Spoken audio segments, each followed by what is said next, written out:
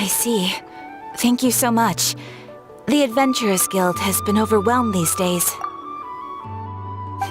No worries at all. We've always valued the strength of adventurers. Given the current situation, it's vital that we all work together. Since we're facing the same enemies, I'll send you the intel we've collected on the Abyss so far. Then we can take a look at how to coordinate our efforts. All right. Thank you so much. Hi, Catherine. It's us. Got any new commissions? You two have come just in time. I've got some good news. The Pyro Archon has finished assembling her forces and stationed them all across Natlan. Given how the Abyss has ramped up its activities lately, we can no longer afford to act only after receiving news of an invasion. So the Pyro Archon suggested that the Scions of the Canopy and the Adventurers Guild focus on collecting and disseminating intel. That way, we can stay informed of everything that's happening across the land. Once we receive word of enemy activity, we can notify the nearest camp and the stationed forces can take immediate action. Yes, precisely. This should also allow us to focus on gathering information, rather than running around and trying to tackle everything at once. So please also take a chance to relax, you two. You've been working hard these days, and this will be a good opportunity for some well-deserved rest. So that's the plan. Whew, we can finally stop and take a break. Keeping Natlan safe and sound is our priority now. The more it can wait. The movements of the Abyss are always unpredictable. There have also been times when it suddenly became more active in the past. The people here generally see it as something like an acute natural disaster. Once the disaster is over, everyone will return to their normal lives. We just all hope that day will be sooner rather than later. Oh, right. Most people have no idea just how bad the situation has gotten in the Night Kingdom. Oh, hey, Kachina! Are you feeling better now? Wow, so we'll finally get to meet Shilonen, the legendary forger of ancient names! Paimon still can't believe anyone could forge those things. Hey, have some confidence in yourself, Kachina. After all, you're already a victor of the Night Warden Wars.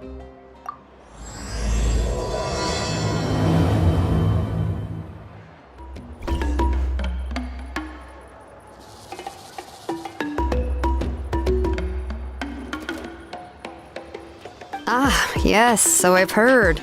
So young, and yet you've already got quite the reputation.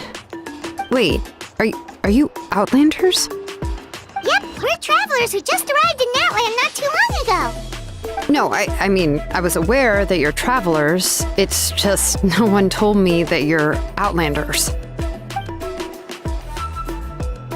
No, the only thing she said is that a new hero had pledged herself to the plan, but we need to forge an ancient name to ensure she'd be able to return safe and sound. And she did mention that it would be quite difficult to forge an ancient name for them, but at the time, I thought she was just commenting on my skills. But I seem to understand where the true difficulty lies now. Oh, I wouldn't go that far. I'm used to it, really. I just need a moment to process things. The Pyro Archon's requests are always difficult to fulfill, and we used to argue a lot. Honestly, it's probably for the better that she didn't bring this up at the time. Anyway, I can't argue with her if she isn't here, and it'd be pointless to take my anger out on someone else. But, just because I understand her rationale doesn't make me any less upset, after all. She must have known that forging an ancient name for an Outlander is an impossible task. It's impossible? As you probably know, an ancient name is a symbol of a hero's spirit and glory, which grows even richer and heavier as generations of successors inherit it. We forge ancient names by engraving the heroic deeds of an individual who will become the first hero of that particular name. But they were all performed outside of Natlan, correct? Yeah, that's right. Then those deeds haven't been recorded by the Night Kingdom. To take it one step further, even if you had performed heroic deeds in Natlan, As an Outlander, your actions still wouldn't have been recorded by our lands. Only memories and experiences that have been acknowledged by the Wyab can be used as a basis for an ancient name.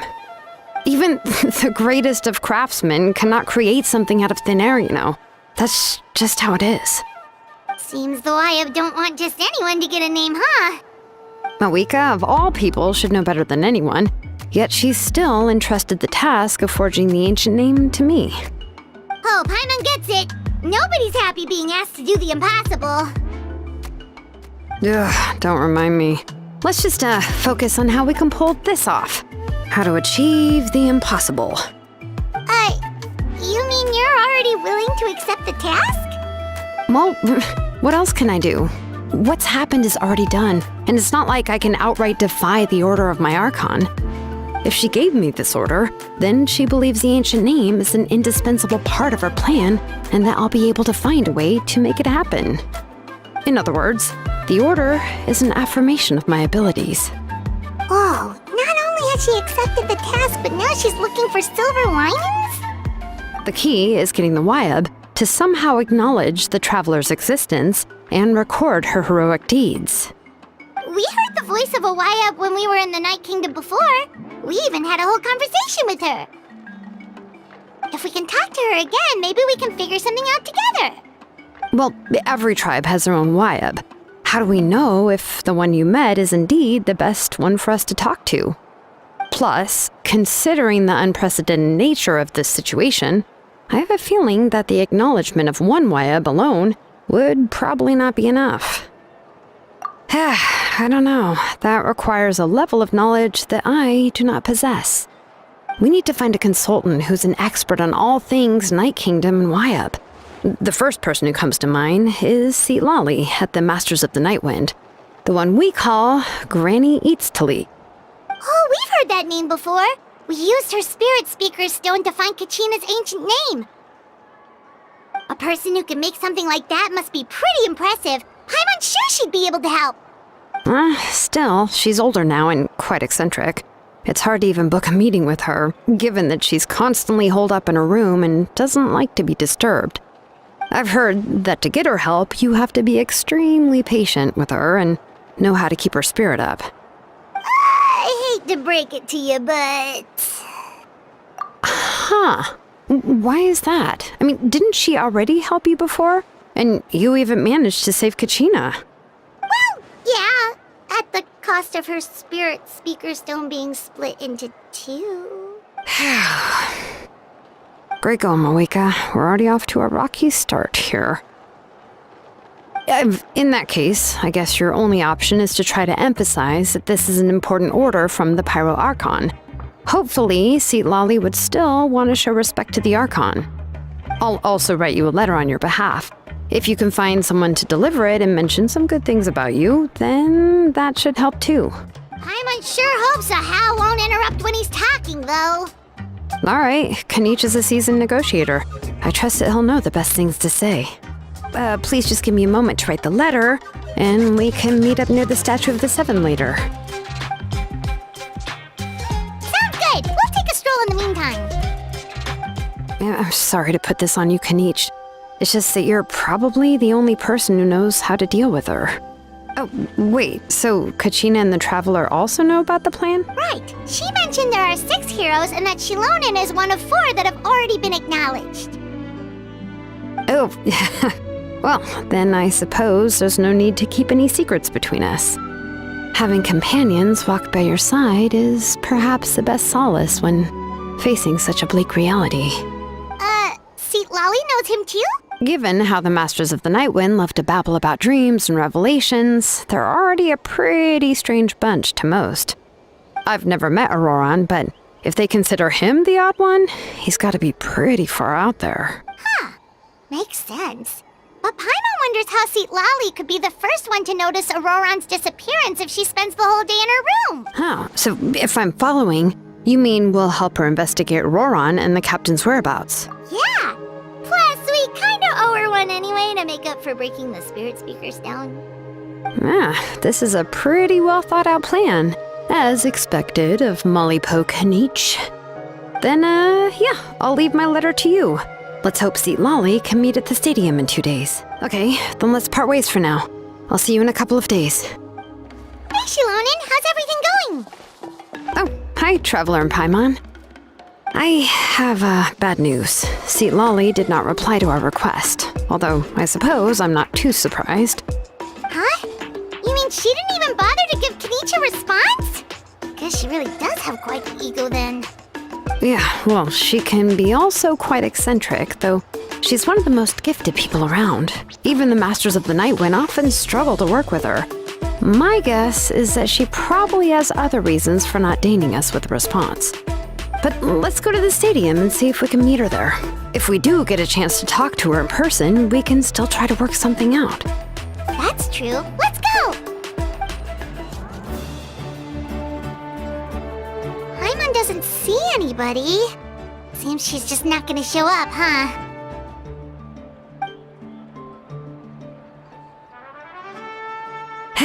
Well, we tried to be as considerate as we could, but she's under no obligation to help. That might be true, but this is still a request from the Pyro Archon, right? Shouldn't the subject always answer the call of their Archon? A subject? Well, if you ask me, I'd say we're all more like friends with the Archon.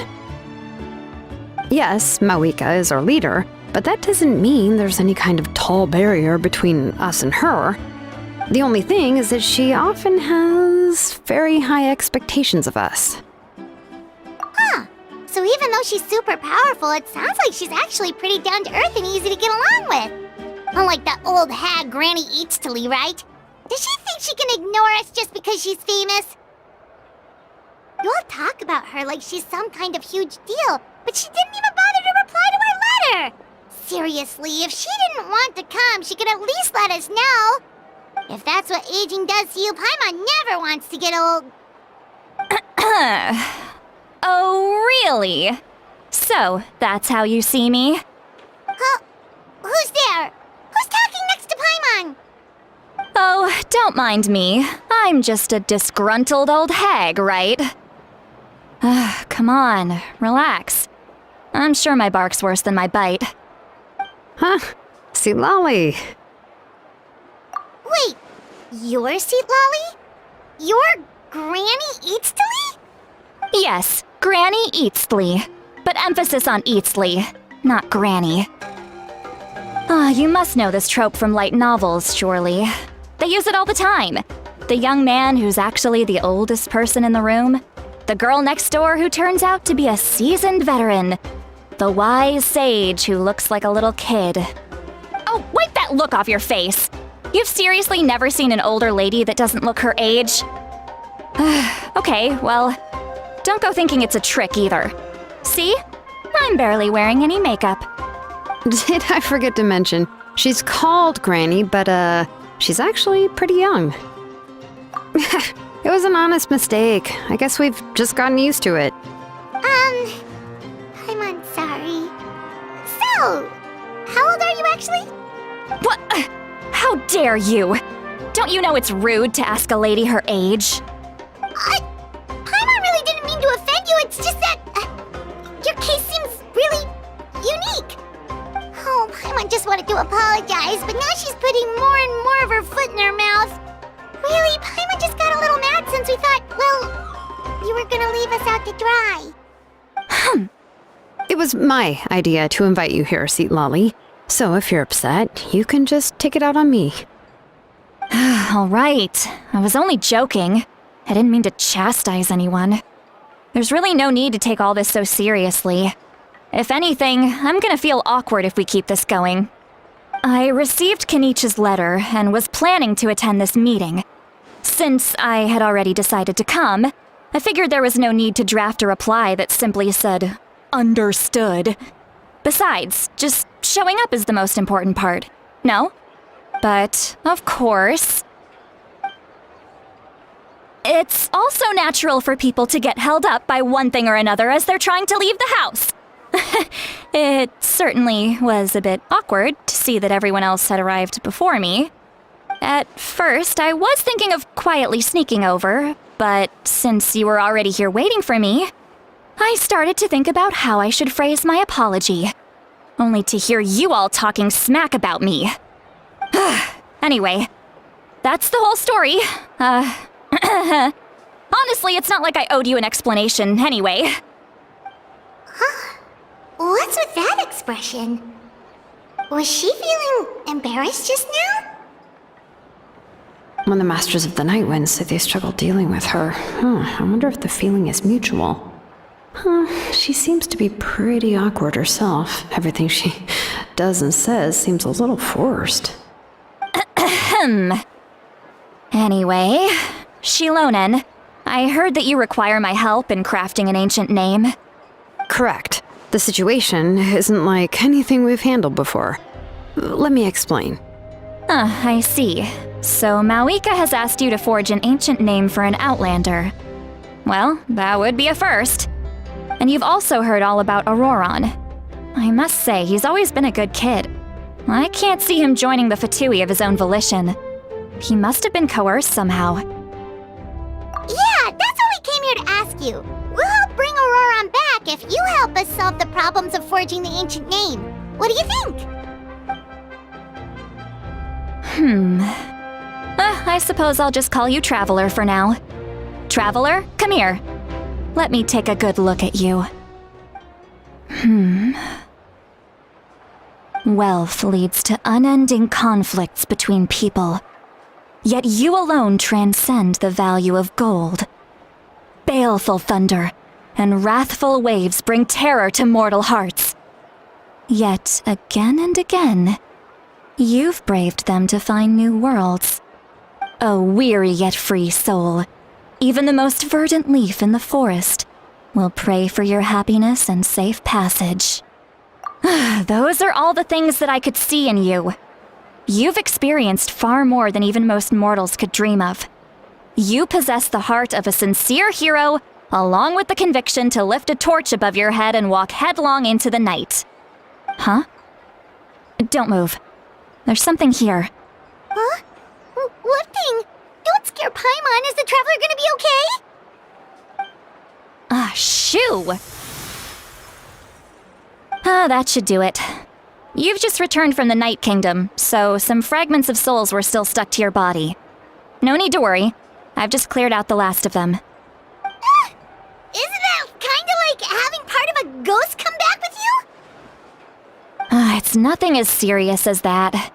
If left unattended, the most it could do is stir up some chaos in your mind, and generally worsen your mood. Well, in that case, better to get rid of them. It was nothing. Shilonen, let's follow your proposal. Once you've brought Auroron back, I'll take you to see the Lord of the Night. The Lord of the Night? But don't we need to talk to the Wyab of the tribes? Something this important is beyond their jurisdiction. Only the Lord of the Night can decide whether we can grant an ancient name to one who does not hail from our lands. The Lord of the Night is an ancient entity that rules over the entire Night Kingdom, constantly borrowing the power of the sacred flame to combat corrosion from the abyss. Oh, so you're basically saying it's even more powerful than the Wyab of the tribes. Well, that sort of makes sense, being the Lord of the entire Night Kingdom and all. Not exactly. It's not so much that one's more powerful than the other. But never mind. That's not important. It would take too much time to explain. Just listen carefully to what I'm about to tell you. The Lord of the Night is currently in a deep slumber, and we can only communicate with its consciousness while in a trance. In other words, in a dream. But I will need to prepare a few more things if we are to hold a ceremony to achieve the state of the trance. I'll make a list. Can any of you get everything for me? I can go. It'll probably be a long list, so better leave it to someone who knows all the local vendors. Sounds good. Then we'll go with St. Lolly to track down Auroron. Phew, the Fatui are nothing to scoff at, so please, be careful during your investigation. If you need any help, just come find me. Yep, we'll be sure to play it safe. All right, now it's time for us to catch that brat and bring him back. I'm sorry I made you wait earlier. It was actually because I decided to swing by Auroron's place to look for clues. He has always lived alone, and I found a broken jar in his house. there was also something off about his phlogiston aphids, which I assume is because their keeper has been gone for quite some time. And interestingly enough, I saw some slash marks in the house that did not match any of our local weapons. My guess is they were left by Snezhnayan arms. Oh, sounds like the Fatui broke into his house and took him hostage. But why would they kidnap a kid who just spends his days living in the country and raising aphids? He's only in his 20s. What would they want with him? That's not to say that I believe he's totally innocent, of course. Since he's the only one who was kidnapped out of everyone in Natlan, he must have done something to attract their attention. In any case, we'll get to the bottom of this once we manage to get him back here. I'm truly sorry to put you two through all this trouble with me, but please help me get him back. You can count on us! All right, then let's start by heading to where Auroron was seen last. This is the spot. An eyewitness claimed to have seen Auroron speaking to some Fatui soldiers here. I don't know how much you're willing to believe me, but Auroron really is a good kid. I see no reason why he'd suddenly get involved with the Fatui. I'm convinced that what the witnesses saw was actually the Fatui coercing him, or perhaps trying to extract information.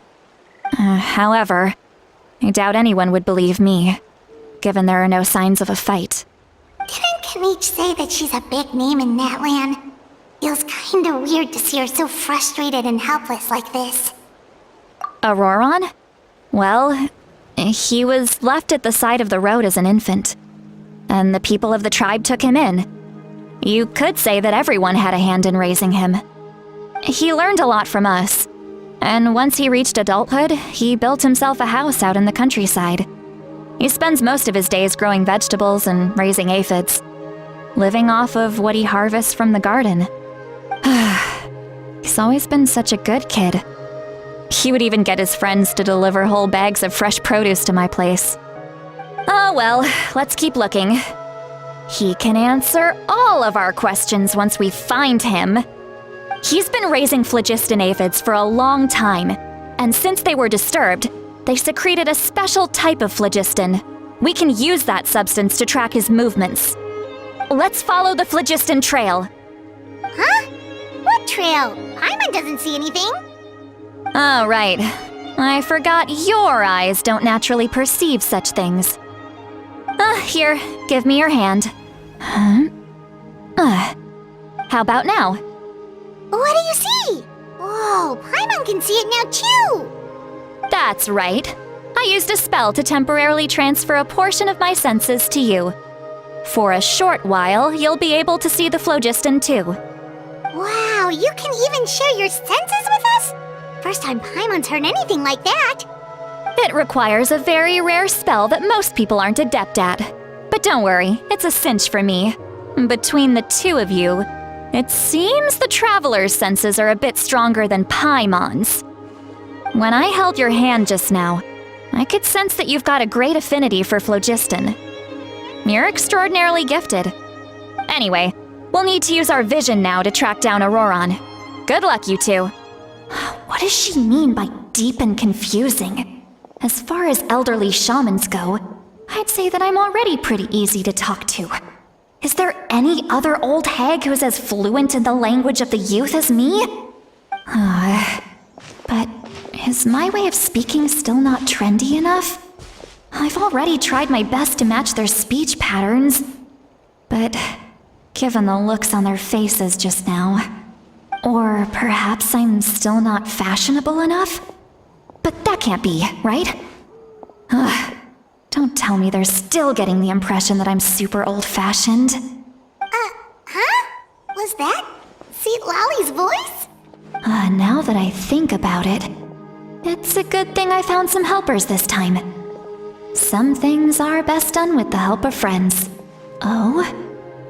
They appear to be feeling quite confident. Looks like our work will go smoothly. Yep.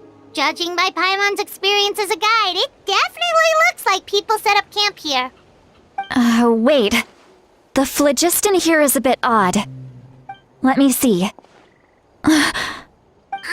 sees a small shape here. Could it be some sort of symbol? This is a distress signal for the Masters of the Night Wind. Only someone from our tribe would recognize it. So Auroron was indeed being threatened. We've got to find him, fast. Leaving such a subtle mark implies that he was trying to be discreet. In other words, he was probably under the Fatui's watch. If they notice us, we can just charge in and fight them to the death. But what if my darling grandson is also there? I can't have him caught in the crossfire. No, I've got to be careful. Otherwise he'd get hit as well. How annoying. No, I've got to stay calm and keep my composure. There are traces of people staying here too. Wait a second. The phlogiston around here is jumbled up. I can also smell a mix of elements in the air. Pyro, electro, and some other elements as well. Kaniche told us that you were super amazing. No wonder you can sense so many more things than us. It's about time that little brat said something nice about me. There are signs of a struggle here. Judging from what's left on the scene, there must have been a fight. But after that, the factions seem to have gone their separate ways.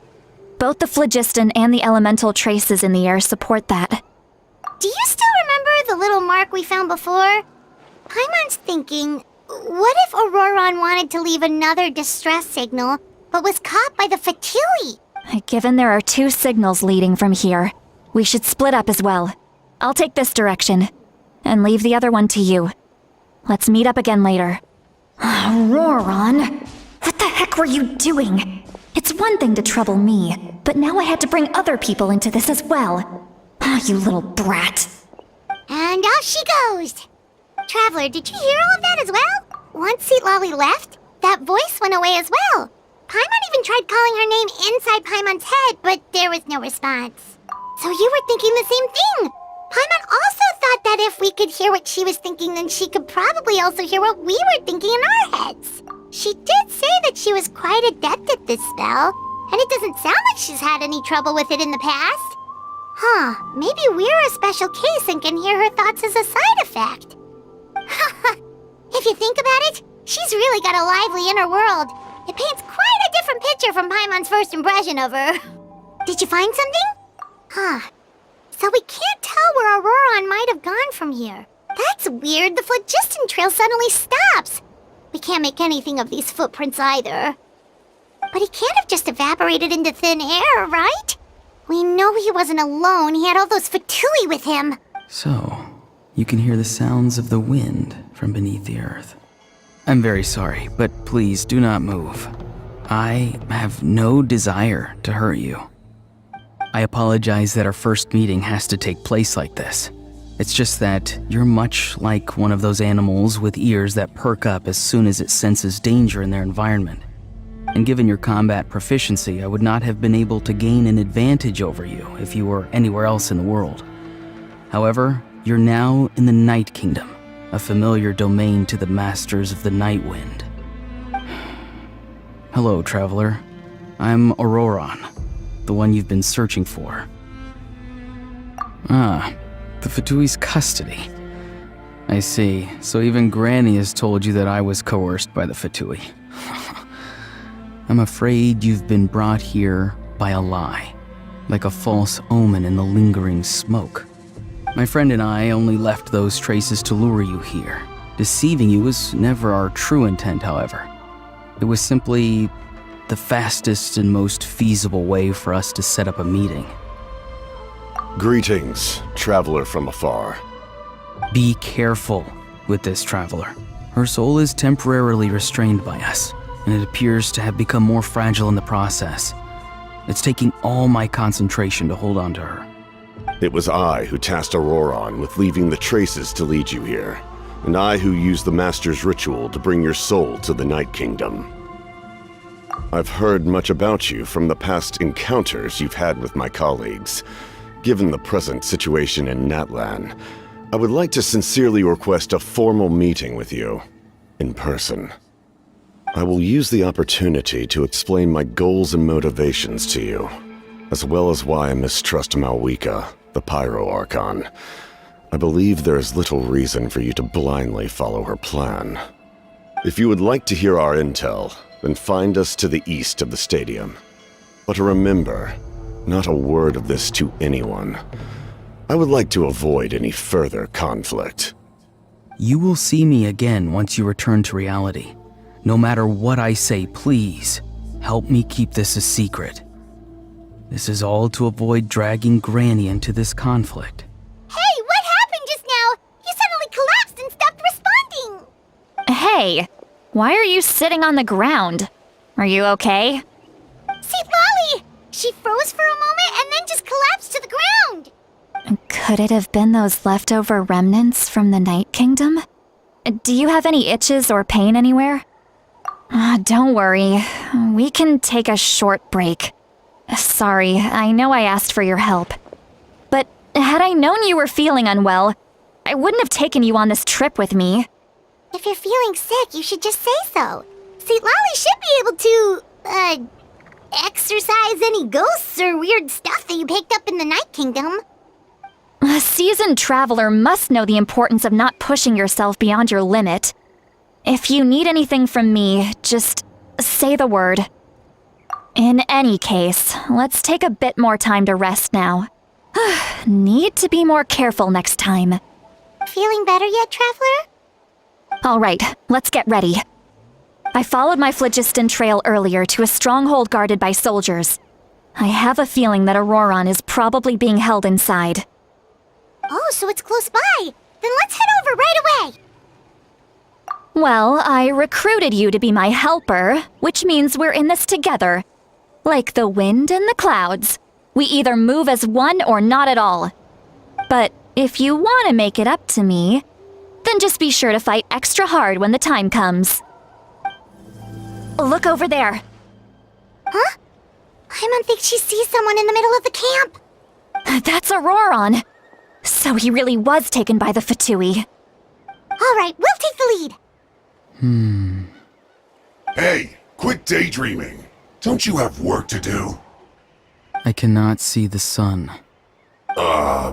What? Without the sun, I cannot see the truth. You are currently blocking the light, so I must beseech you to move aside. Huh? Okay, Mr. Philosopher. That's enough mumbo-jumbo. Wow. I'm going to rip that guy's head right off. See, Lolly's struggling to control her temper now. Are you ready? Let's go kick their butts. On my count. 3, 2, 1! Auroron! Granny! Paimon knows she's called Granny Eats to Lead, but it's still kind of weird hearing someone actually call her Granny. And greetings to you too, other Granny. What did you just call her? Granny. Is that not right? You are Granny's friend, are you not? You seem to be approximately the same age as her, so I figured you're also a Granny. How many times have I told you? It doesn't work like that. There are a lot of people who look about the same age as me. You can't go around calling everyone Gramps or Granny. Oh, wait. He's not a child, is he? Don't tell Paimon he's one of those people who look like an adult but are actually only 8 or 9 years old. Oh, your words have pierced my heart like a thorned vine. Given how hard those thorns are to remove, I may just need to find a pair of tweezers. Why are you so upset? You can just say yes or no.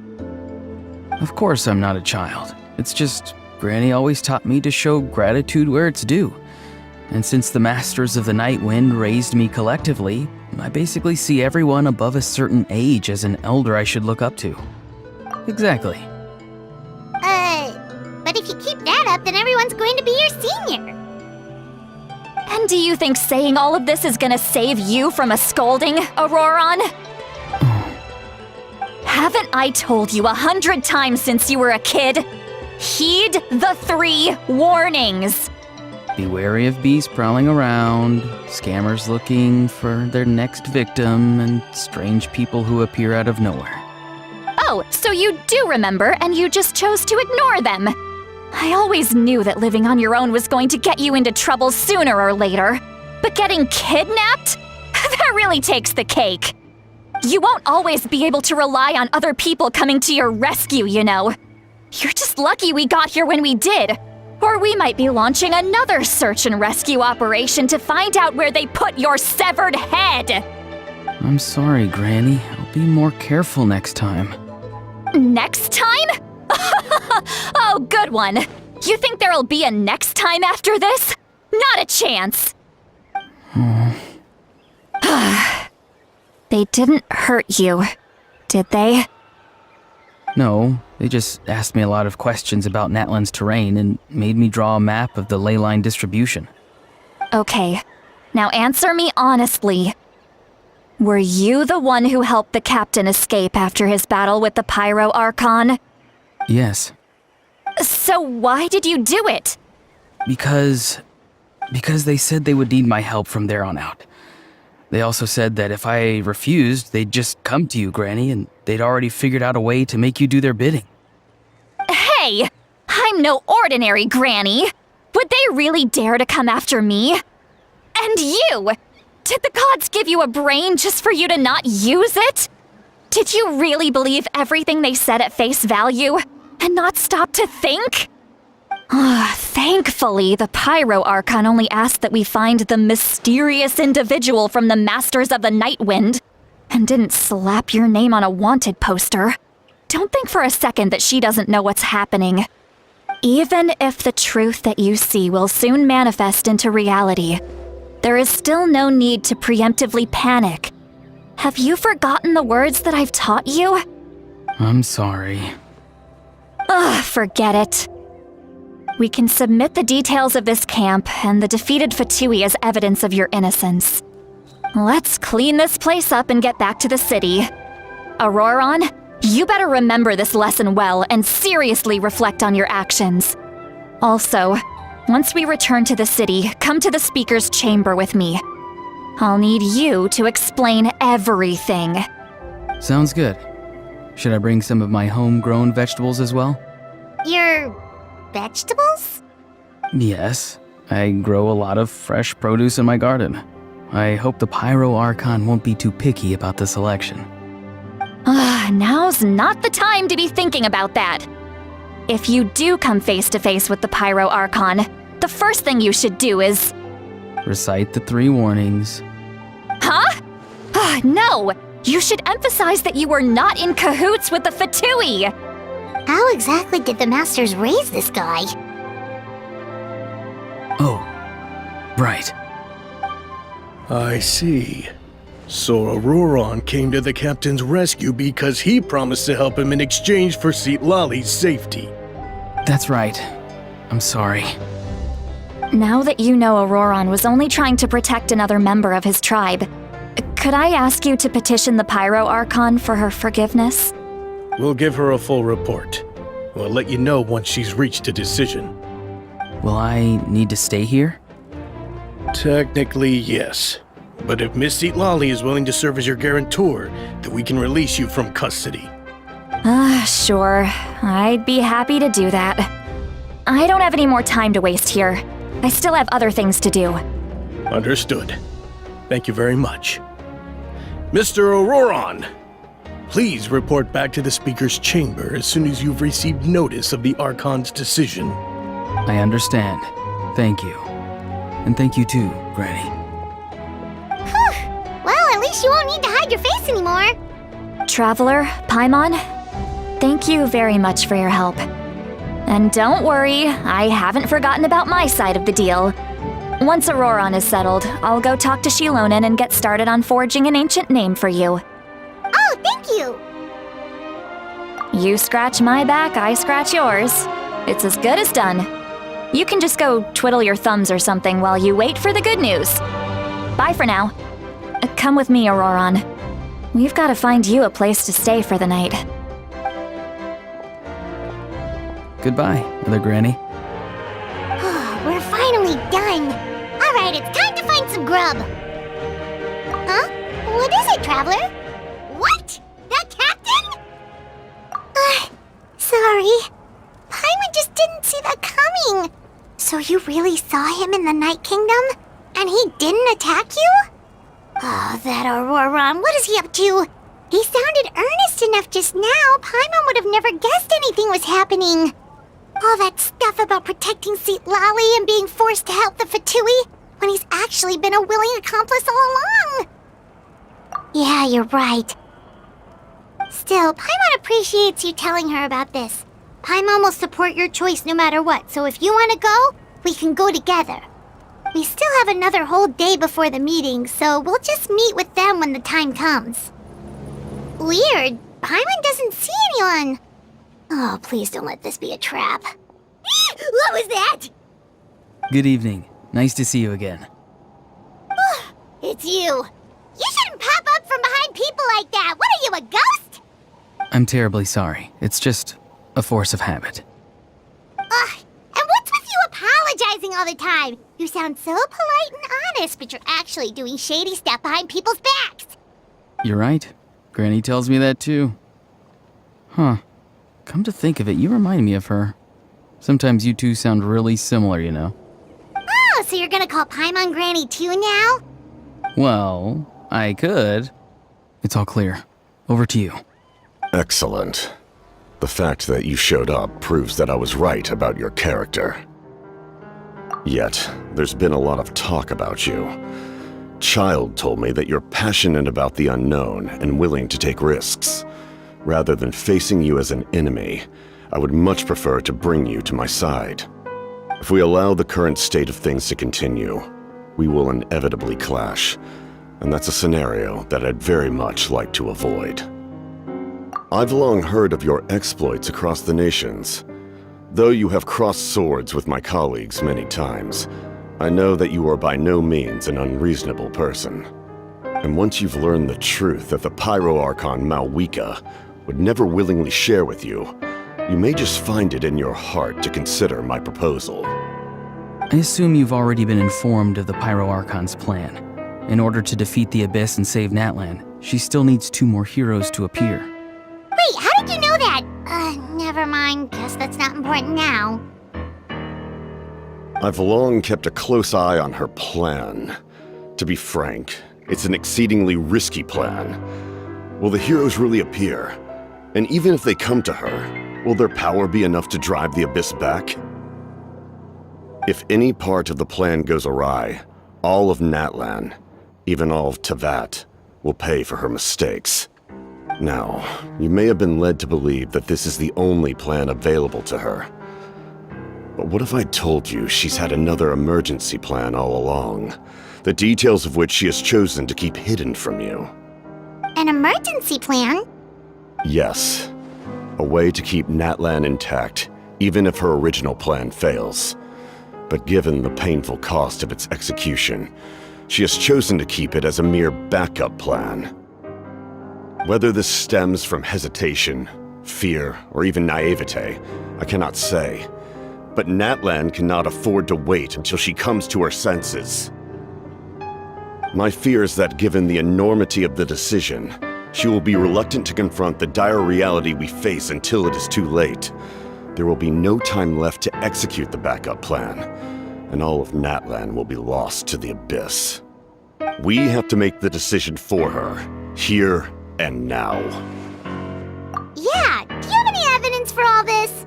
Just telling us a bunch of scary stuff isn't enough, you know. Besides, wasn't it you who tried to seize the Gnosis for the Tsaritsa's plan? I knew you'd be clever enough to see. That's right. I did not seek the Gnosis for the Tsaritsa. Since I was defeated in battle, I must put to rest my thoughts about the Gnosis. But even so, my desire to save Natlan remains unchanged. And now, I have found a new way to solve the crisis. We can implement it immediately if we reach an agreement. Someone's here. Huh? The captain disappeared! Something is rapidly approaching. Oh no. Something! Bad news, chump! It's your granny! See, Lolly? When did you get here? I knew something was amiss after we were separated.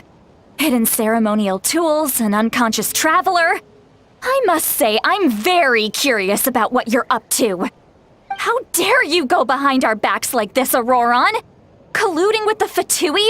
Really? Oh, here we go again. Cat got your tongue, huh? You really think you can avoid a scolding just by staying quiet? I'm not trying to avoid anything. Oh, and now you're talking back. Well, go on then. Explain yourself. What the heck are you up to? I'm sorry, Granny. I feel so guilty. You! That's it! Where are my tools? I swear if I don't teach you a lesson right here and now, I'll... Wait, Lolly! Please, calm down. We, still learned a lot of info, didn't we? Like the fact that the captain isn't trying to seize the Gnosis anymore. So, maybe just save the scolding for later, okay? Listen well, Auroron. You're only getting out of this now because of the Traveler's plea. This isn't over. You hear me? You're right, Traveler. Let's go. We can discuss this more back in the city. You two keep an eye on Auroron for me, okay? In all my years, I've never had a child cause me so much grief. Do you seriously not see what's at stake here? You've got a head on your shoulders, Auroron. Use it! Why did you help the captain? And I want the truth this time. No answer? Think you're being smart? Then let me ask a different question. What does the captain want? What is his purpose in Natlan? Really? You're just going to stonewall me? Just use your brain for a second. What do you possibly stand to gain by helping the captain? Only endless trouble awaits you and everyone in the tribe. You've always been a good kid. Why would you throw that all away now? If you're worried about something, just talk to me. Granny would much rather we had a conversation instead of constantly clashing like this. Why is he staring at us all of a sudden? I'm sorry that you have to hear all this. Indeed, it's like going to visit a friend at his house, only to suddenly hear your friend berating a naughty Saurian. Well, that's an oddly specific analogy. Wait, did one of your friends really do that? Yes, and every time my friend scolded his Saurians, they would look at me the same way you're looking at me now, helpless and embarrassed. Wait, but you're the one getting your head chewed off. Stop making this about us! Indeed, you've got a point. Then please just hang in there for a little while longer. Granny should be done with her scolding session soon. Oh? You dare gossip between yourselves instead of listening to me? You... Sorry, Granny. Sorry, Granny. Sorry, Granny. You know what? Fine. I'm perfectly aware that everything I say goes in one ear and out the other. You're all grown up now, so why would you listen to an old hag like me? You say all the right things, but then you go and completely ignore me! Well, if that's how you're going to treat me, you can stop sending Aoife over to my place to deliver your stupid vegetables! I don't need anything from you! Who's Aoife? A delivery person? That's irrelevant. The point is, he hangs out with this kid, so he must be no good. You kids get to a certain age and suddenly act like you know it all. There's nothing I can say to get through to you. Auroron, if you're still thinking about that so-called duty, then please, just forget about it. The ley lines did not fall to this state because of you. And we've long closed the book on that incident. Seems they've started talking about some kind of tribal history. I'm starting to get lost. That's not it, Granny. I know you tend to get down on yourself when you're upset, but I can tell I really hurt you this time. All I can say is I'm sorry. His voice. Auroron! Where have you gone? It sounds like he's somewhere super far away, but isn't he right here in front of us? I'm really sorry. It's up to all of us to do everything we can to save Natlan. Get back here this instant! Auroron! Ugh, what is this? Powder from plant spores? Is that the trick he used? What just happened? How was he able to suddenly get so far away like that? It's a trick of his. If you grind spores into a powder and spray it in the air, it can be manipulated to create an illusion. He pulled it off flawlessly. He must have put a lot of time into perfecting it. Don't tell me that's how he's been hunting in the fields these days. Oh, couldn't he have picked up something more useful? Ugh, little brat. That's it. The next time we meet, I'm definitely going to break his legs. Whoa, that's a little extreme. But still, why does he feel like he needs to run from us?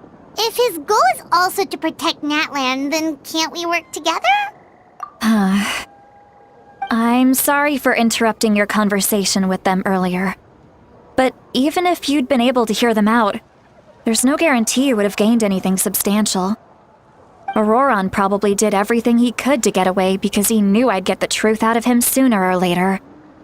Oh, that brat. I swear. We've got quite a long walk back to the city. Let's take our time. It'll give me a moment to figure out how to explain all this. Do you two have some time? Feeling hungry? How about we get something to eat? Oh, right. It's been a while since we last ate. Now that we can relax, Paimon just realized how hungry she is. Then let's go. We can find somewhere to sit down and talk. Food and drinks are on me. How did this become Paimonville? Sweet Lolly looks quite down on herself. All right. It's on Paimon this time. What's one meal to the best guide into that? So you can just sit back and enjoy, Sweet Lolly. Paimon will take care of it. Hey, come on now. You won't even let me take you out for some food and drinks? I just wanted to treat you to a meal. Are you sure? We can save you some Mora. Mora is the least of my concerns. Besides, we're definitely due a meal after all the time we've spent together. Let me get this one. I might be an old hag, but I like to think I'm not completely useless. Sure, that's fine with us, but Paimon doesn't want you to be sad, Sweet Lolly. Don't worry. I'm sure a juicy grilled steak will work wonders. What are you looking at? Do you see two people standing by the door? They look like spitting images of each other. Are they twins? But Paimon only sees one person there. Huh? How could that be? I guess my mind isn't as sharp as it used to be. Give me another bottle, boss! Do you think she's drunk? There you go, miss. Oh my, it's not every day you get to see Granny Itzley here with some friends. Not to mention ones who've made a huge name for themselves recently. Oh, so you've heard of us? Of course I have. Aren't you the ones who saved Kachina and brought her back? No wonder you hit it off with Granny Sitlali. She wouldn't spend time with just anybody, you know. I don't even remember the last time I saw her with a new friend. Wait, so you call her Granny too? Well, given our ages, it'd probably be more accurate for me to call her my great-great-granny. She's one of the most famous people at the Masters of the Nightwind. Most days, hardly anyone even dares talk to her. Huh? Gossiping about me right in front of my face now, are you, Chonka? Oh, please, Granny, I wouldn't dare. I'm just beyond happy to see you bring over some new friends.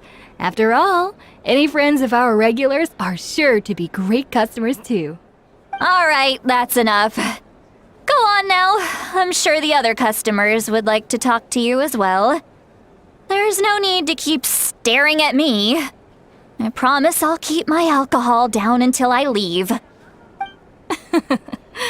Well then, you have my thanks. Seat Lally? Seat Lally? Who's that?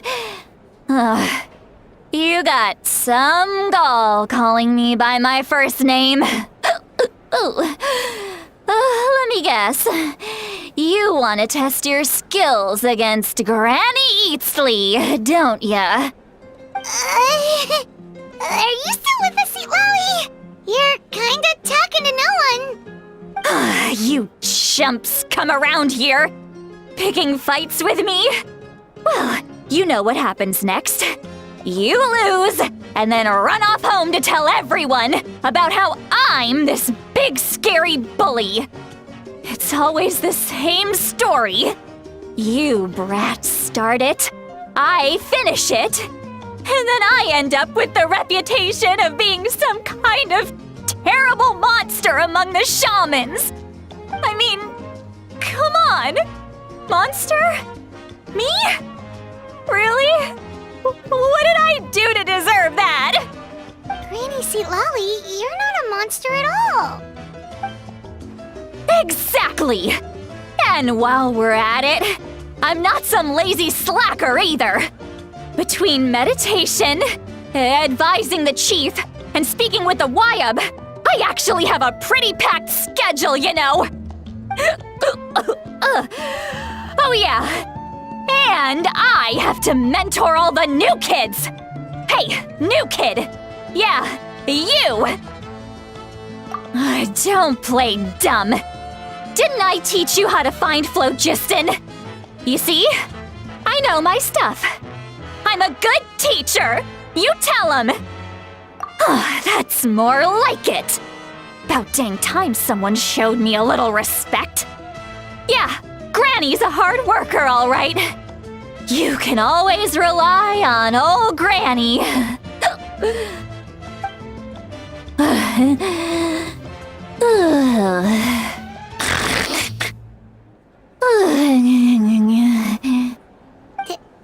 Did she just fall asleep with her eyes open? Oh, jeez. Behind this pitch-black curtain, a chapter of hatred reveals itself. Behind the smoke, the lingering smoke. She's meditating again. She does this whenever she's had a few too many drinks. Her mind's actually racing at this point. It's quite the opposite of sleep. Is this another specialty of the Masters of the Nightwind? No, I'd say it's an ability that's unique to Citlali herself. While she can easily pick up everyone else's skills and tricks, few have been able to master hers. Warning, warning. Red, the color of danger, has now arisen within that pair of eyes. Huh? Traveler? Paimon? What's wrong? I'm gonna hurl. Hang on, just keep it in. Phew. Okay, it's passed. That was a close one. You had Paimon worried. Paimon really thought you were about to barf all over the table just now. How embarrassing. I'm sorry you had to see me like that. That's never happened before, I swear. I've never thrown up, not once. Are you feeling okay? Want to take a quick walk and get some fresh air? There's so much that I want to say, but I can't. Why not? Of course you can. Just say whatever's on your mind. Please, Paimon, it's not as simple as you think. We've only known each other for a few days, right? What would you think of me if I were to start dumping all of my complaints on you after we've only just met? Oh, Paimon gets it. You're hoping that we wouldn't think less of you no matter what you're about to say. No, that wasn't my point at all! Seriously, don't you youngsters know anything about shame? I'm talking about shame! I've lived all these years and still can't get rid of it! Surely, you know the feeling too? Actually, about that. Huh? Tell me what? Yeah, this is as good a time as any. So, you heard my... It's okay, Sweet Lolly. You had every right to complain about those things. I can't take it anymore! Why do these things happen to me? Hearing me mumble under my breath is one thing, but hearing what I mumble in my own head? That's too much! It's just like when you're rolling on the floor in your pajamas, but you forget to lock the door, and someone bursts in to deliver cabbages and sees the whole thing! So that, happens to you a lot. It happens to people in general, okay? Doesn't matter if you're 200 years old or 1,000 years old. Everyone rolls around in their pajamas sometimes. I was just picking something generic. Take a walk with me. I have things to share with you. Looks like she's completely given up. Like those criminals who just confess everything and accept their fate. Well, great view, right? I love coming here by myself.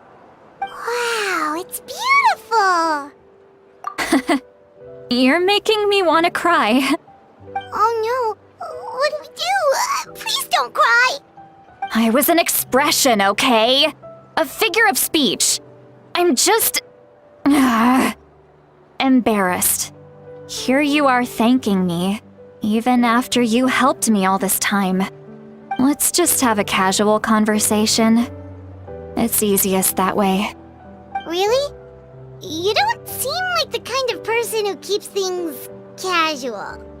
Well, I guess I used to be more of a stickler for the rules. And you're right, I don't usually open up to the people of my tribe like this. I'm just an eccentric old hag to them. That story's been passed down so long, it might as well be true. You're just a regular person. The kids of my tribe would have a heart attack if they heard you say that. Granny Eatsley is a powerful figure. Be careful around her. That's what they'd say. Well, you are powerful. Are they afraid of you? Some are. Others are mad I always come out on top. A few decades like that, and people stop knowing how to deal with you.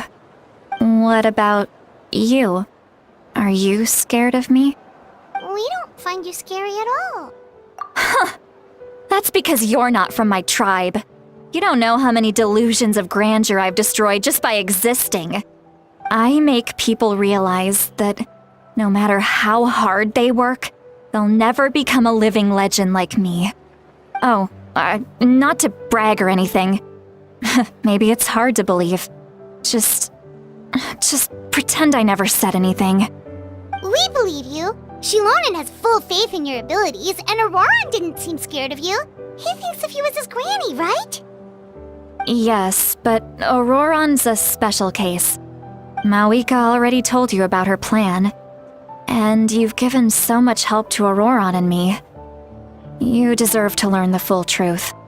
Auroran's not like other people. As I mentioned, he was abandoned as a child. The reason being, his soul is incomplete. The Masters of the Nightwind view this as a bad omen, capable of bringing about illness and misfortune. No one knows who his parents were. He was just left on a rock in the wilderness. It's a miracle he wasn't devoured by some wild beast. The Masters of the Nightwind believe they can see human souls. And in Auroran's incomplete soul, they saw a possibility for Natlan. A possibility to turn Auroran into a vessel for lost souls. The ceremony would allow lost souls to gather within him. Auroran would then be sent to the Night Kingdom to return the souls to their rightful place, strengthening the ley lines and completing the ceremony. Wait, that doesn't sound right. Now you see the problem. When damage occurs to the Night Kingdom, the souls held within disperse and remain adrift, unable to find a way back to the ley lines. This loss of souls damages the Night Kingdom even further. The ceremony can send back countless souls at once, which would benefit the Night Kingdom and the souls themselves. Of course, the vessel, Auroron, would be sacrificed in the process. I wasn't surprised the chief at the time came up with the plan. The ley lines were already in a terrible state. A suitable candidate for the ceremony appears, and now you have the chance to make things better. Of course you're going to take it. When the chief asked for my opinion, I didn't give my approval, but I didn't object either. So they went ahead with the ceremony. It failed, and Auroron escaped with his life. Pathetic, isn't it? By not objecting, I basically gave them the go-ahead. Maybe they didn't have my explicit approval, but it's not like I did the right thing. If the ceremony was successful, Auroron would probably be dead. Of course, in my tribe, death is rarely something to fear. But what kind of message would we be sending by sentencing a newborn to death? By using a human life as a tool? It's not right. So, when I learned the ceremony had failed, I was ashamed by my inaction, and absolutely relieved by the result. The plan was never a secret. Or, I guess I should say, there was no point to keeping it a secret. A simple investigation from Auroron would reveal everything. Everyone thought he would be happy he survived, and he never really said anything to the contrary. But just as I was about to put all of it behind me, he asks this question. Would Natlan have been saved if the ceremony succeeded? Wait, but it's not his fault. He knows that, but he still feels guilty. Auroron has a strong ability to perceive souls, more than any of us. He understands just how dire the situation with ley lines has become. Maybe he chose to work with the Fatui because he still thinks he owes a debt to Natlan. I can only imagine what they told him. Traveler, didn't the captain say he found a way to solve the crisis? Maybe that's what brought Auroron into this. Anyway, we can't just let things go on like this. We have to convince him to come back! You don't look so good, Sweet Lolly. Maybe you should head back and get some sleep. Probably drank too much. It's okay. The fresh air is doing me good. Okay. Forget that. I need to go home. I hit it a little too hard. You've helped me so much already. How do I even begin to thank you? Hey, we're friends, aren't we? Besides, you already said you owe us a favor, so you don't need to worry about us. Good point. Well, I'll go home and get some sleep. We can figure out our next move in the morning. Friends. I like the sound of that. Auroron's probably back with the captain, don't you think? You mean about the backup plan? Do you really believe what the captain told us? Yeah, you're right. We should just go to her directly. But she's probably asleep. We can find her first thing in the morning. For now, let's... go to bed. You're already here. I was just about to come get you. Wow, you're up early. That's impressive, especially after all the drinking last night. Let's not bring up last night. I'm embarrassed about the whole thing. Anyway, I was also woken up by the commotion. Looks like all the warriors from the stadium are on the move. I heard many areas have been attacked by the Abyss, including the Masters of the Nightwind. I need to head back right away. The Abyss attacked again?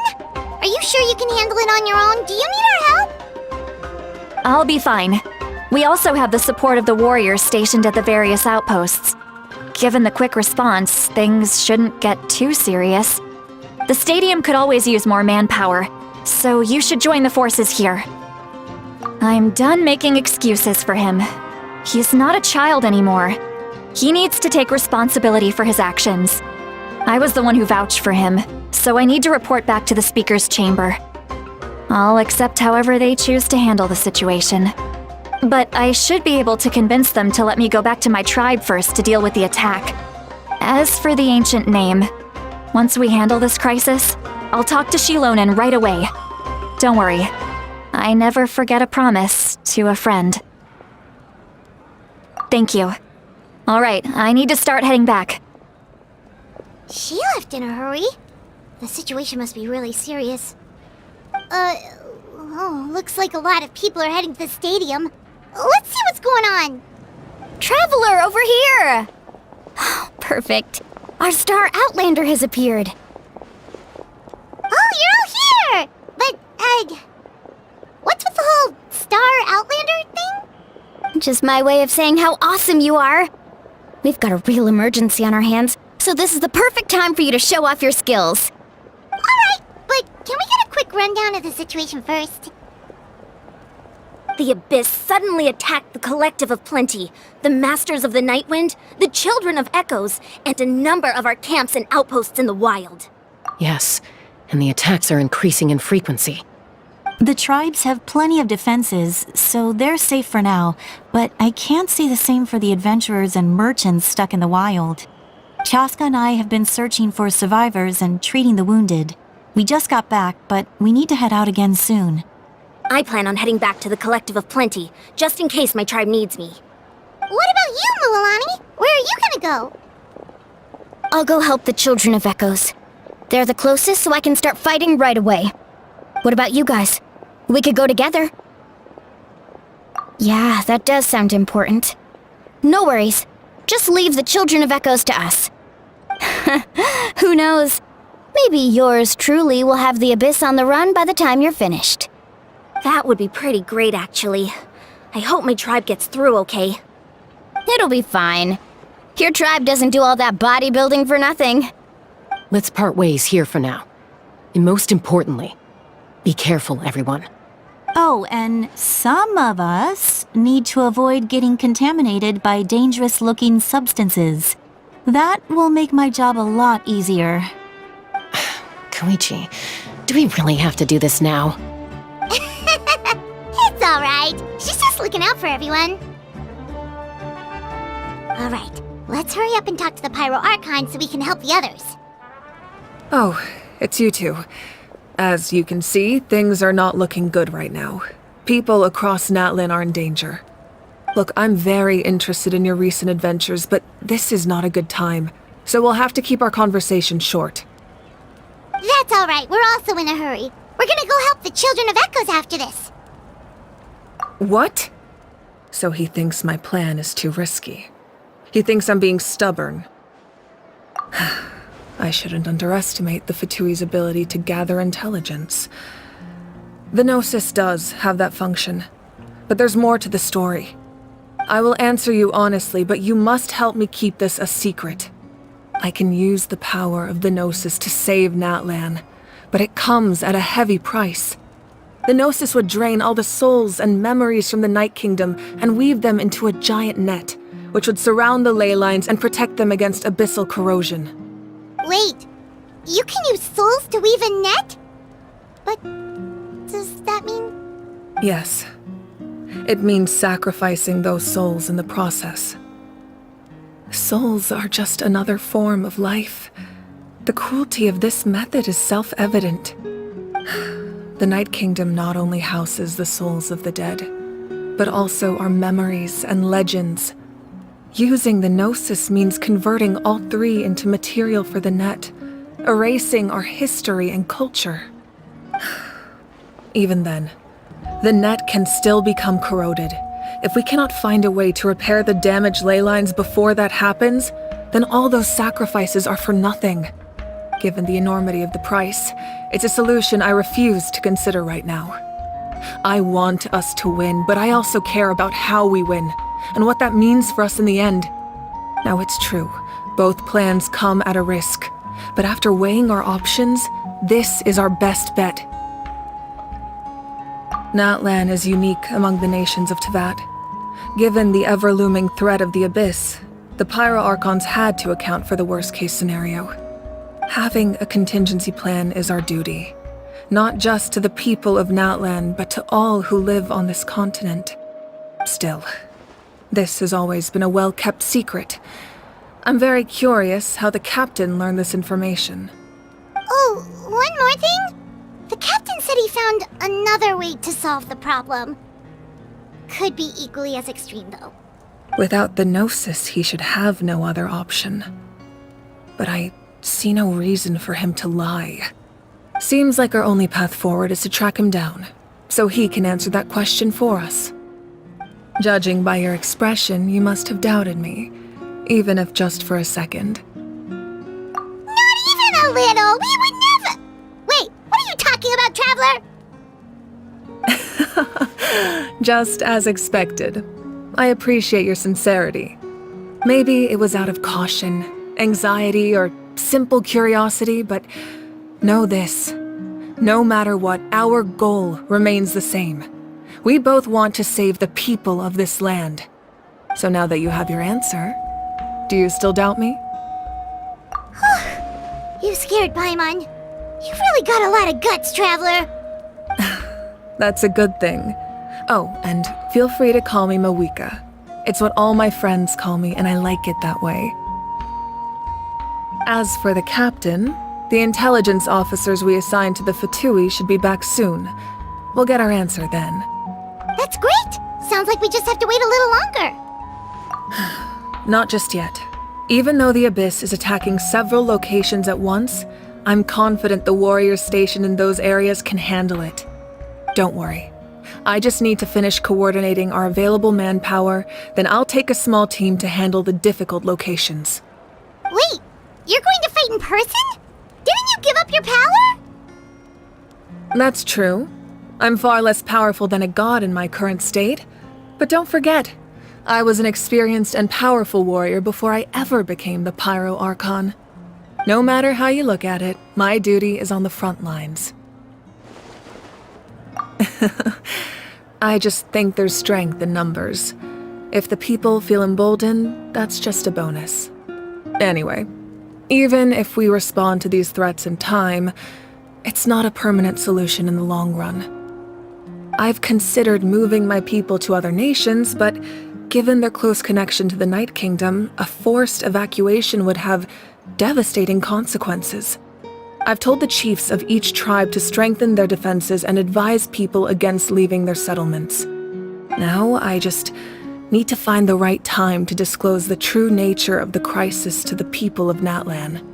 Paimon's a little worried about how people will react.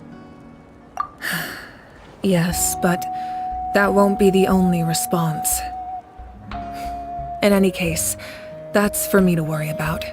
I'll let you know when we have more information on the captain. All right, we should head out. Maybe we can join up with Moani. She can't be too far ahead. No need to worry about me. Quick, over here! To safety! Kachina, how many people do you have left? What's the situation? There's a trapped caravan that needs our help. We need to rescue them as soon as possible. We'll go together. I really thought I was done for. I can't thank you enough. Don't worry about it. We're just glad you're okay. Let's see. Your goods look fine too. Guess the Abyss isn't after Mora. That should be the last abyssal pylon near the Children of Echoes. By the way, where's Seat Lolly? I thought she would come with you. The Masters of the Night Wind also got attacked, so she went back to help her tribe. She said we can deal with the ancient name later. Yeah, that makes sense. The attacks are more urgent. Alright, this isn't a good place to talk. Let's head back to the tribe. Looks like a few people were hurt after all. Oh, I should have got here sooner. The Abyss threw a lot at us at once. I rushed out as soon as I heard the alarm, and there were already so many monsters. Before long, Kachina brought over a whole group of warriors, and just like that, we destroyed several pylons as a team. You mean the situation in the Night Kingdom, right? Yeah, I feel the same way. We've managed to keep it a secret all this time, but more and more people are realizing something's wrong.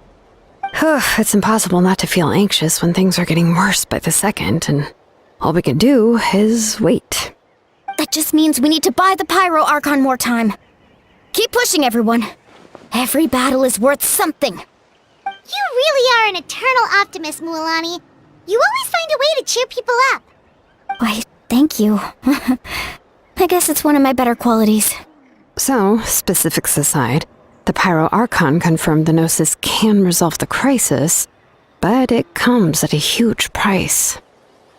And somehow the captain finds out about it, goes to fight the Pyro Archon, and calls her out for having a solution but refusing to use it. Honestly, if he has the same information as us, I can't really blame him. We talked to Moika before we left the stadium. According to her, the cost of the captain's plan is too high. And, well, it makes sense. If that was truly the better choice, she would have picked it. Yeah, I trust the Pyro Archon. When I was upset about Kachina's disappearance, she was really sincere and patient with me. Plus, she burned down all those precious mementos for Kachina. She's already proven how much she values even a single person's life. When it comes to Natlan's survival, there's no way she would hold back. I agree. Maybe the captain weighed the costs and came to his own conclusion, but I'm sure we have different priorities. Life is important, but so are history and memory. As the Archon, she can't tell us everything, but it seems like she wasn't holding anything back this time. The next question is, if the captain found a new way to save Natlan, how come the Pyro Archon has never heard of it? This is all super confusing. We still don't have enough information. Once we figure out what the Fatui are doing, we'll have our answer. Let's head back then. Moika said her intelligence officers should return soon. With how many Fatui there are, someone's bound to give something away. Sounds good. I have a few theories of my own. With a bit more information, we just might get to the bottom of the whole thing. I was just about to ask. Count me in. If I was just a bit faster, we could have prevented a few people from getting hurt. People who could help us in the next battle. It's all a chain reaction. Register? Nah. I'll just follow you around. You know, go where you go, do what you do. You got it. I just don't want to make the trip back. It's so far. Alright. See you all later. Let's get together and celebrate once this is over. Oh, you betcha! Moika! Oh, Chatsuka and Koichi are here! Wait, are you okay, Koichi? I'm fine. No need to worry. They ran into the Fatui while out on a mission and decided to follow them. The Fatui? Calm down and let me explain. Here's what happened. Watch out. It's the Fatui. Were they attacked by the Abyss? No, wait. It looks like they're protecting a group of travelers. Over there. Do you see? You're right. That's a traveling group from Natlan. Could they be trading for something? Let's keep observing for now. We're glad you're okay. Given the appearance of abyss monsters all over Natlan, you should cancel your journey and seek shelter at the stadium or one of the tribes. Thank you so much. I wish there was something we could give you. We don't expect anything in return. We were out on a mission and saw you being attacked. It was our decision to help. If you truly wish to repay the favor, you can keep this a secret. If anyone asks, just say you were saved by warriors from Natlan. Oh, okay. We can do that. But... We're not asking you to cover up our activities. We haven't done anything illegal. Our captain simply wishes to remain undisturbed. Nonetheless, the decision remains yours. If we wanted to keep you quiet, we would have employed a harsher method. Got it. We'll get going now. Did you hear that? They mentioned a captain. Isn't that who the Pyro Archon is looking for? Exactly. We could be onto something big. Still, there is no trade. they were just helping people in need. I didn't sense an ulterior motive. I didn't believe the captain when he said he wanted to save Natlan. But based on what we just saw, it's possible he was telling the truth. Maybe we've been wrong about the Fatui this whole time. It's too early to say. Let's follow them and see what's really going on. So this is where they were headed. Looks tricky. It's heavily guarded on all sides. Koichi, wait for me here. I'll go in and check it out. Oh, no you don't. How are you planning to get through all the guards? Look, I can use this terrain to my advantage. With our tribe's special way of getting around, I doubt they'll see me coming. We still can't see anything on the inside. What if you can't find cover? You won't have anyone to watch your back if you go in alone. The more heavily guarded the location, the more valuable the secrets. Even if the captain isn't here, we can still figure out what the Fatui are planning. That intel is worth the risk. Fine. You're not gonna listen to me anyway, so let me come with you. That's even more risky. You've been running around saving people for days. You're already at your limit. I'm confident I can protect myself. I'm not sure you can say the same. At least right now. I can. You really believe that? Fine, don't believe me. But you can't honestly tell me infiltrating a heavily guarded Fatui hideout all on your own sounds more reasonable. You know, growing up, even if I insisted on doing something, it never gave you any trouble. I'm not sure you can say the same. All right. If we start arguing, this will never end. We can't let this opportunity go to waste. Guess that means I win. Don't worry, you're not the only capable young person from our tribe. I can handle this. All right, same plan as usual. We split up, communicate with hand signals, make sure our blind spots are covered, and support each other once we strike. Got your ropes? Yeah, let's go. The Fatui have eyes all over this place. I should wait for Koichi's signal. Not sure how many chances I'm gonna get. I need to act. Good. I made it without getting caught. I should get to that platform over there. But it's guarded by the Fatui. Koichi should have line of sight. I'll wait for her signal. That's it. Now's my chance. It's no use staying in one place. I should keep moving. Looks like Chaska is helping me by keeping an eye on the Fatui movements. I'll wait for her signal. Whew! That was close. Almost got caught. Probably can't make it over in one go. I'll wait for my next chance. Now's my chance. I made it! That'll show my sister. Let's see. The Fatui's occupying all the best locations. If we could just get past them somehow. Wait, I've got it! Huh? What's that noise? Did something explode? Oh! It stinks! What the heck is that? What do you think you're doing? I could ask you the same thing! Good, they're arguing. Looks like they just needed an excuse. They've probably had enough of this job already. The people on the hill over there left to help their comrades. This is our chance. Come get me, Chaska. I hope she gets this hand signal. That's Koichi's signal. Smart idea. All right, time to move. Give me your hand, quick. Coming! I checked, and this way is completely clear. It should lead us to the deepest part of this place. Well, I was pretty helpful, right? You know, everyone usually jumps at the chance to work with me. Not my own sister, though. No, she avoids me like her life depends on it. I was wrong, Koichi. You've done well. Wait, you're just gonna admit it?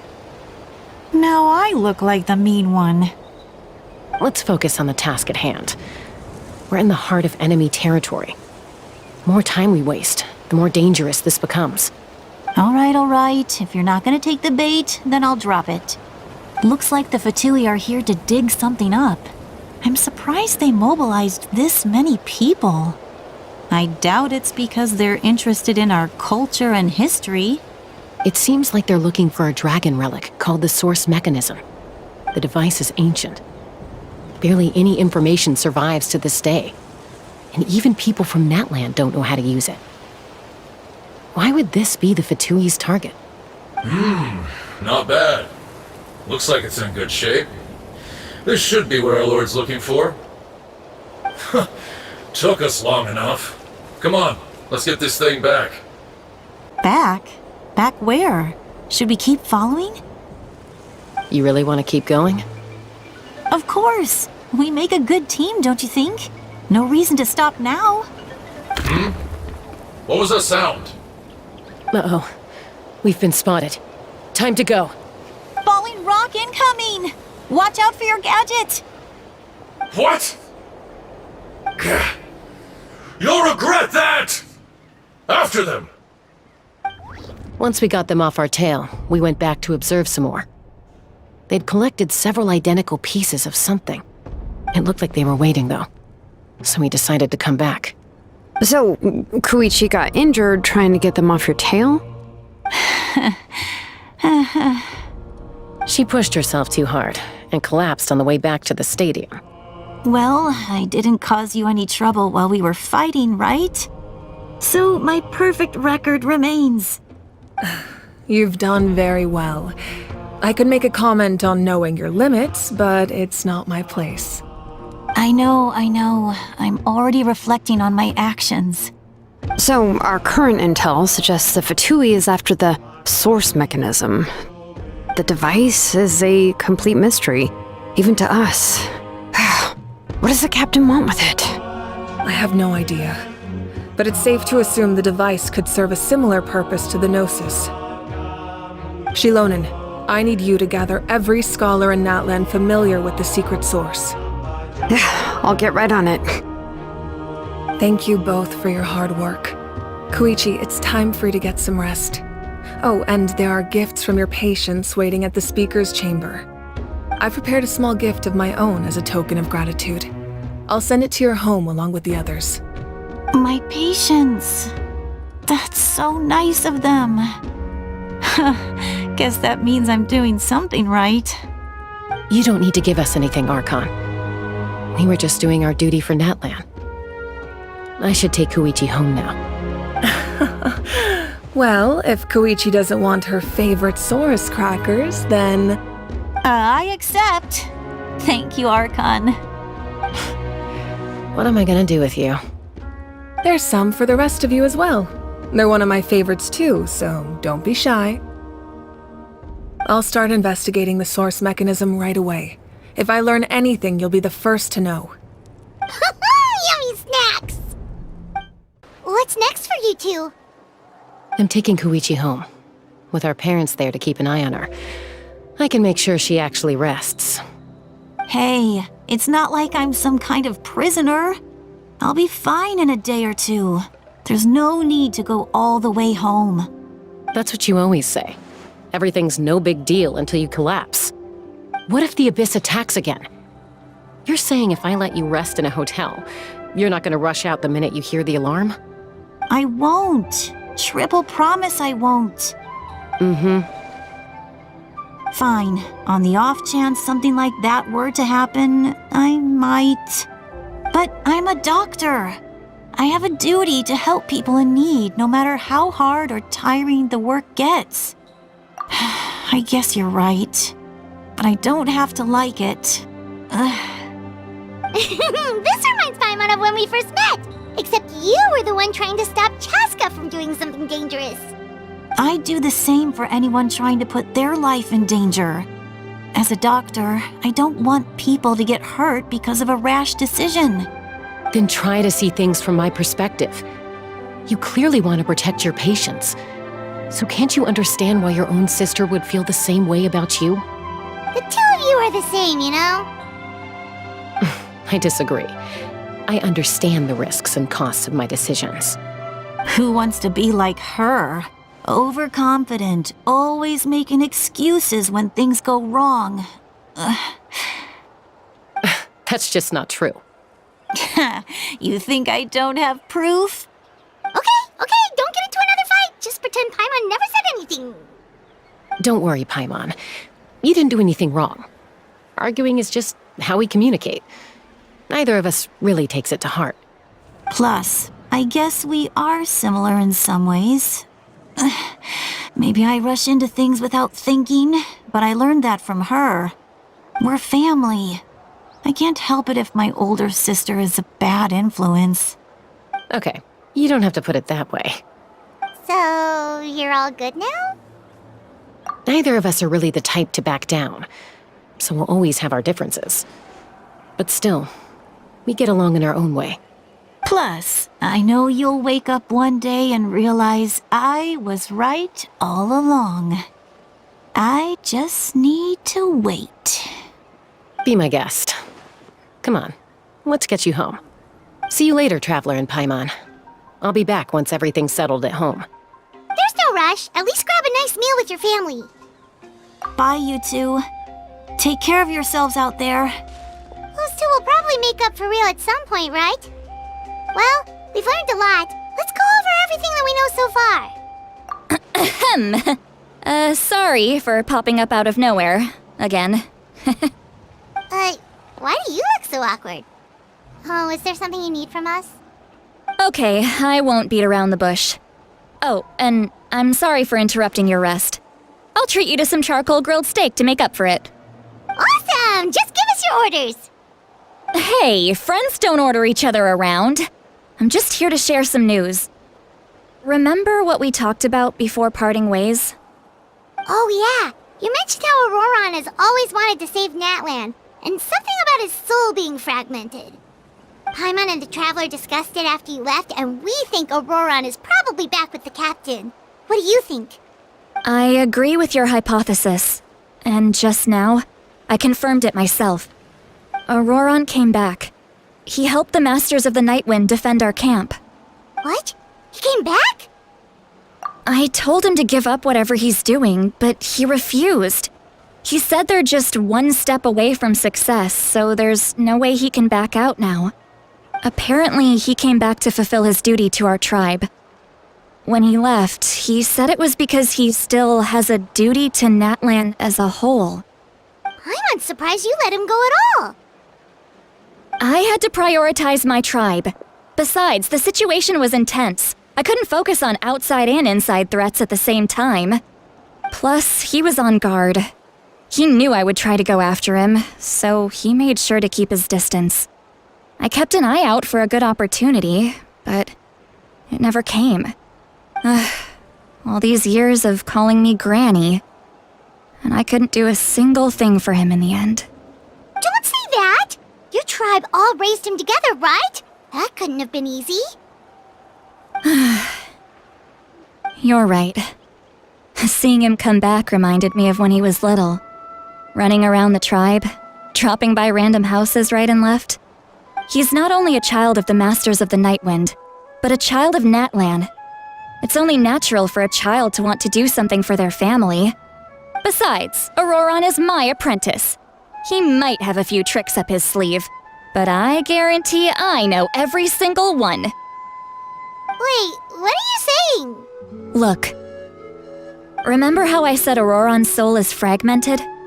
This is the talisman I created to keep it stable. And this gem is what makes the talisman work. It just so happens that Auroron is due for a gem replacement. Since I can't get close to him, I put the new gem in a supply bag and asked Aoife to bring it to him. You guys know Aoife, right? No?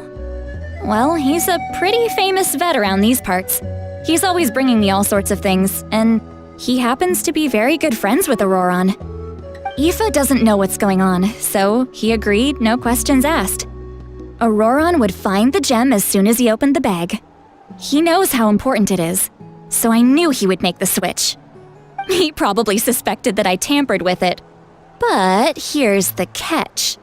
The trick is on the bag. The moment he touched it, a portion of his memories were copied onto the old gem, which he no longer needed. That's amazing. You can do something like that? Most people can't. but I can. That trick he used to bring you to the Night Kingdom isn't anything special, by the way. My technique is much more subtle. He won't notice anything. So in other words, we have a whole backup of Auroron's memories in this gem! The kid thinks he can take me on? Like I wasn't the one who taught him everything he knows? That's amazing, Seat Lolly! Let's take a look right away! Once we get to the bottom of this, we can finally track him down. I know he thinks of me as his grandma, but do you think he'll get mad at me for this? You can be honest. That's a tough question. Paimon doesn't have a grandma, so she's not the best. To be honest, I've always doubted my ability to look after him. I didn't stop the ceremony all those years ago, and now I'm useless again. But if I stop here, it will haunt me until I'm 500 years old. Every night I'll wake up in a fit of anger. I don't scare that easy. Still, if I back away from this and something happens to Auroron, I would never forgive myself. I need to look at his memory. Even if he resents me, refuses to see me, or runs away for good, I don't care, and I won't blame him. A family does whatever it takes to protect their own. You sure you'll be okay? We can come with you if you want. Did you just say you'll come with me? Is that okay? We have a pretty good reason to see it too, don't we? Because, right, we need leads on the Fatui. You really mean it? Fine, you can come. Just promise me you'll see this through. No backing out. Got it? Don't worry, we're professional adventurers. Then I place my trust in your professionalism. All right, time to sneak into someone else's memory and engage in some, unwanted spying. You heard it here first. I wouldn't be doing this if I had any other choice. Are you ready? Look how good you're doing. You'll grow into nice big radishes in the future. And you? Eva says you're taking up too much space, but I think you're a good tree. What do you think? Hey! How's it going, Auroron? Good. How are you, Uncle Okanbi? Can't complain. What you up to? Naming your vegetables again? No, just some idle conversation. Sounds fascinating. What did they say? They told me you were coming and that you would take some produce with you. Only if you're offering. By the way, I ran into Aoife yesterday. He told me Chaska's fostering a saurian at his place. Said the thing trampled over a part of your radish garden. I hope you two didn't get into a huge fight. No, don't worry. I'll find a way for him to make it up to me. I've already wrapped your share of the produce. Here you go. You really knew I was coming. That's pretty amazing. Light up the smoke and you can see the path through the shadows. That's what everyone says. Hey, have you seen that strange group of people that just appeared out of nowhere? Appeared out of nowhere? I don't think so. It's the Fatui. Their leader seems like a big deal. He didn't bring many men with him, but they're all elite warriors. It seems like they're looking for someone, but I wouldn't go around asking too many questions. If you run into them, be careful. You're from the Masters of the Nightwind, are you not? Why do you live here alone? I enjoy living by myself out in the wild. I guess you're from the Fatui, the one everyone's calling a big deal. Not an inaccurate description. I'm looking for someone who may be known to you. Citlali is her name. Granny? What does an Outlander want with her? I've heard the name. You have business with her? There's no point to further questioning if you insist on hiding things from me. I shall seek answers elsewhere. Oh, he could tell I was lying, and now he's leaving? He gave up just like that? Hey! At least tell me why you're looking for Seedlolly. It's none of your concern. I have my own means of tracking her down. Why are the Fatui looking for her? What does she have to do with them? I can't just let them go like this. I have to figure out what they're planning. They've just been studying the ley lines and asking for leads on Granny. I can definitely rule out some sort of invasion. The situation has seen no true improvement. The Pyro Archon did not fulfill her promise. Ignore him. He is no threat. He knows I'm following him, but he doesn't seem to care. He's strong, I can tell. But there's something unusual about him and also familiar in some way. I can't describe it. What is it? My lord, I feel dizzy. A ley line disturbance. Certain presences have been forced to wander outside their rightful realm.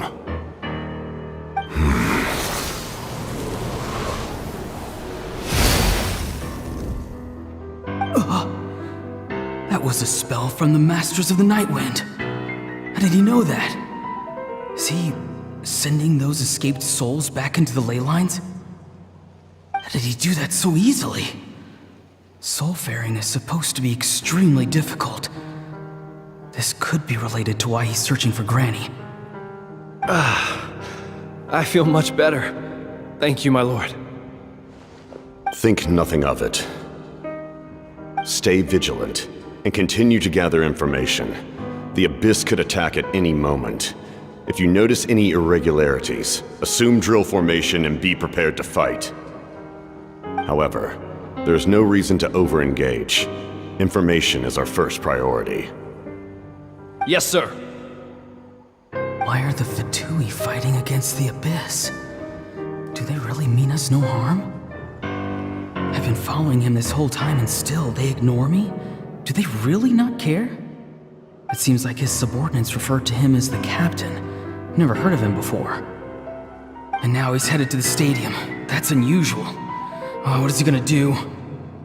You two, with me. Everyone else, wait here as instructed. Send word to the other teams to retreat immediately if this fails. Yes, sir. He's going inside? But the Pyro Archon is in there. What does he want with her? Forgive me, my lord. Allow me to check one more time. Do you truly wish to do this? The time for idle observation is over. It now falls on me to act. This nation is out of time. He just walked straight into the stadium. What is he gonna do? They're both incredibly strong. How long will they have to fight until someone comes out on top?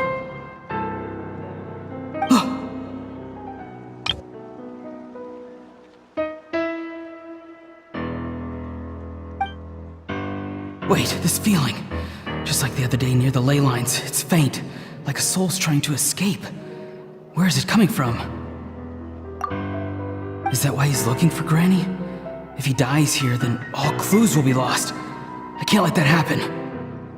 As for you, I must confess, I did not expect that little trick of yours to save the day. No matter how dense the fog, as long as the sun remains, we cannot turn day into night. She could have dispelled it. She simply chose not to. You don't have much time, and you're injured on top of that. What do you plan to do next? I'm beginning to see just how useful you may turn out to be. You heard something from here, didn't you?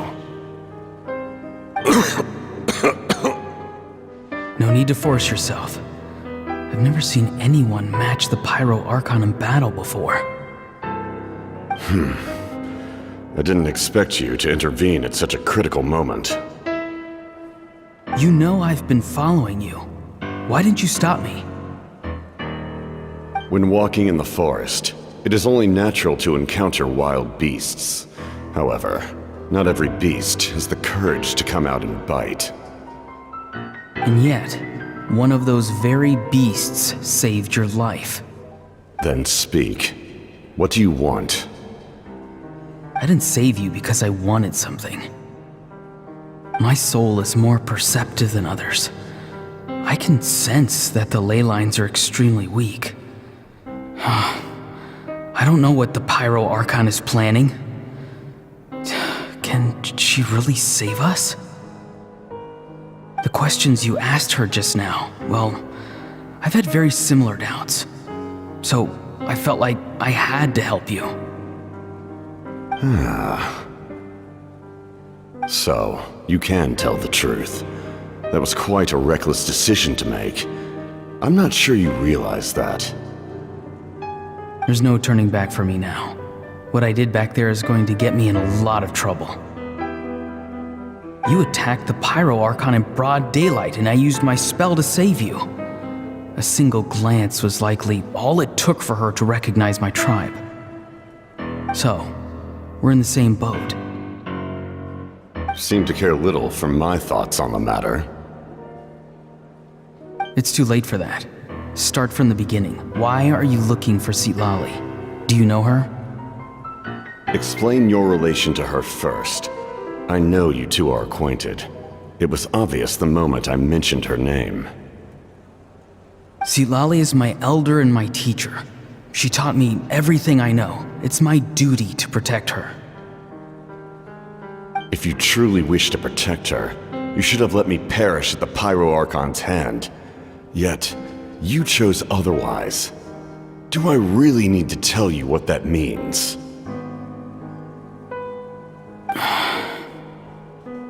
I want to do something to change Natlan for the better. Something I can accomplish with my own two hands. You're stranger than anyone I've ever met. But maybe, just maybe, you can show me the way. Strange? Citlali is said to be the legendary Granny Eastly, someone capable of communicating with the Wyub, and the Wyub are the key to information on the Night Kingdom. Why do you need knowledge on the Night Kingdom? That is not something you need to know. Don't forget, I saved your life. Do you not believe the Fatui capable of betraying a debt? People can lie, but souls cannot. I can tell there's a weight to your soul, a sense of justice. You may not live among your tribe, but you certainly know their tricks. I apologize for my rash judgment. You are more capable than I imagined. Let's go. We'll see if you have what it takes to join my plan. I see. Interesting approach. Worth trying, I think. Rather than weaving a net to protect the ley lines, this method would address the root problem by reconstructing the ley lines themselves. Woo! Traveler, Paimon. Are you two alright? Paimon's fine, just, a little dizzy. Of course. I'm so mad at him. After everything, he still can't let go of the past. For some reason, he thinks he owes something to the people who cared for him. Stubborn, self-righteous fool. Where's that gonna get him? Now that he's all grown up, he thinks no one can tell him what to do? He thinks he can just run away whenever he wants. I'll show him. If he tries to run one more time, he's got another thing coming. Maybe stubbornness runs in the family. Like grandmother, like grandson, as they say. Is that supposed to be a compliment? Huh, That kid's got nothing on me. Anyway, back to what we just saw. I don't even know what to make of it. Yeah, the captain seriously wants to reconstruct the ley lines? What does that even mean? Something like the loom of fate, maybe? But how does that help with the abyss? The loom of fate? Oh, it's kind of hard to explain. Basically, it's a device from Conrio that has unbelievable power. Anyway, if he really wants to manipulate the ley lines, everyone in Natlan will be affected. Which means the captain has been honest from the very beginning. Auroron's memory proves that. Why is he so obsessed with saving Natlan? Oh, we've got to tell Moeka about this right away. Yes, she needs to know about this. Now.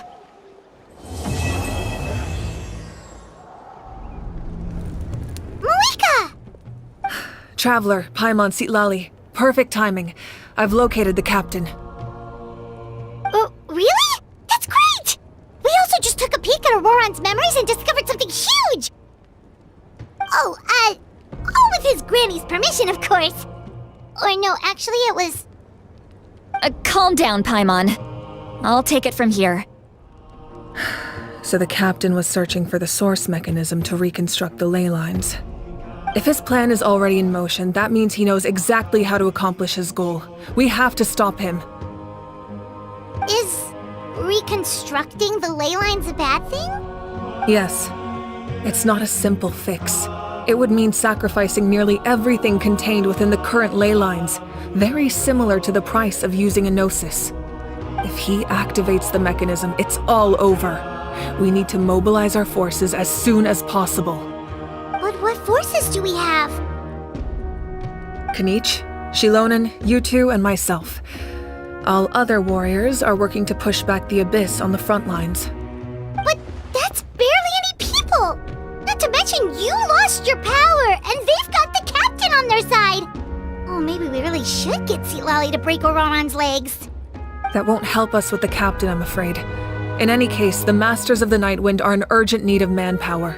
Sitlali, I was hoping you could head back and help defend the tribe. All right. I understand where I'm needed. I'll head out right away. Don't worry about your grandson. We'll figure something out for sure. I'll leave him to you all then. All right. Back to the matter at hand.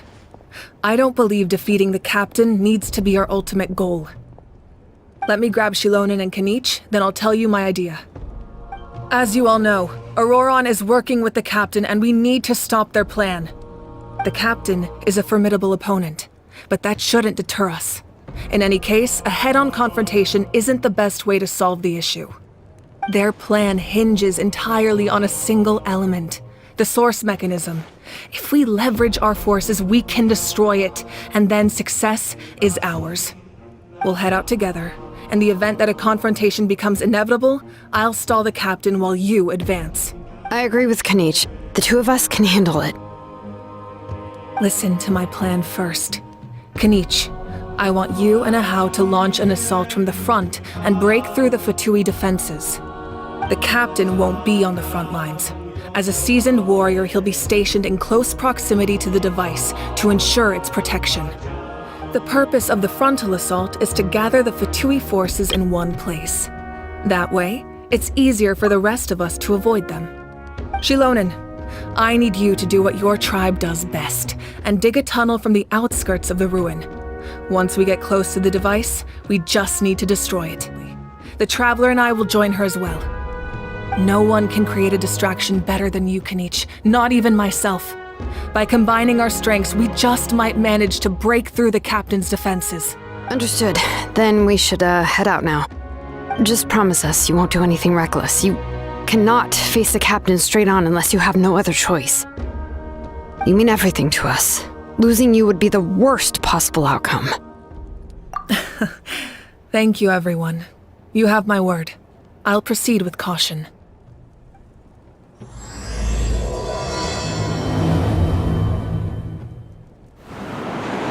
Alright, this is the place. Their tunnel must be behind that gathering of Fatui guards. Any of the nearby mountains could be a good infiltration point, but if we want to stay under the radar, we should approach from the side. There are only a few Fatui stationed around the perimeter. We should take care of them first so they can't alert anyone. What do you think, Shilonin? Is this a good spot? Yeah, looks good. We'll take it from here. I can see the inside! Perfect. We'll keep going. The rest of you should head back. Things are about to get dangerous. All right. Please, take care. This spell is from the Masters of the Night Wind. It's Auroron's doing. They're probably trying to buy time. This must be it. There they are! Oh, the captain's here too. Perfect. Looks like they focused their defenses over there. Oh, they're here. Huh. I thought the Pyro Archon would choose a frontal assault. It doesn't matter. They're too late anyway. Stop! It's too late. We need to turn it off! I won't let you do this!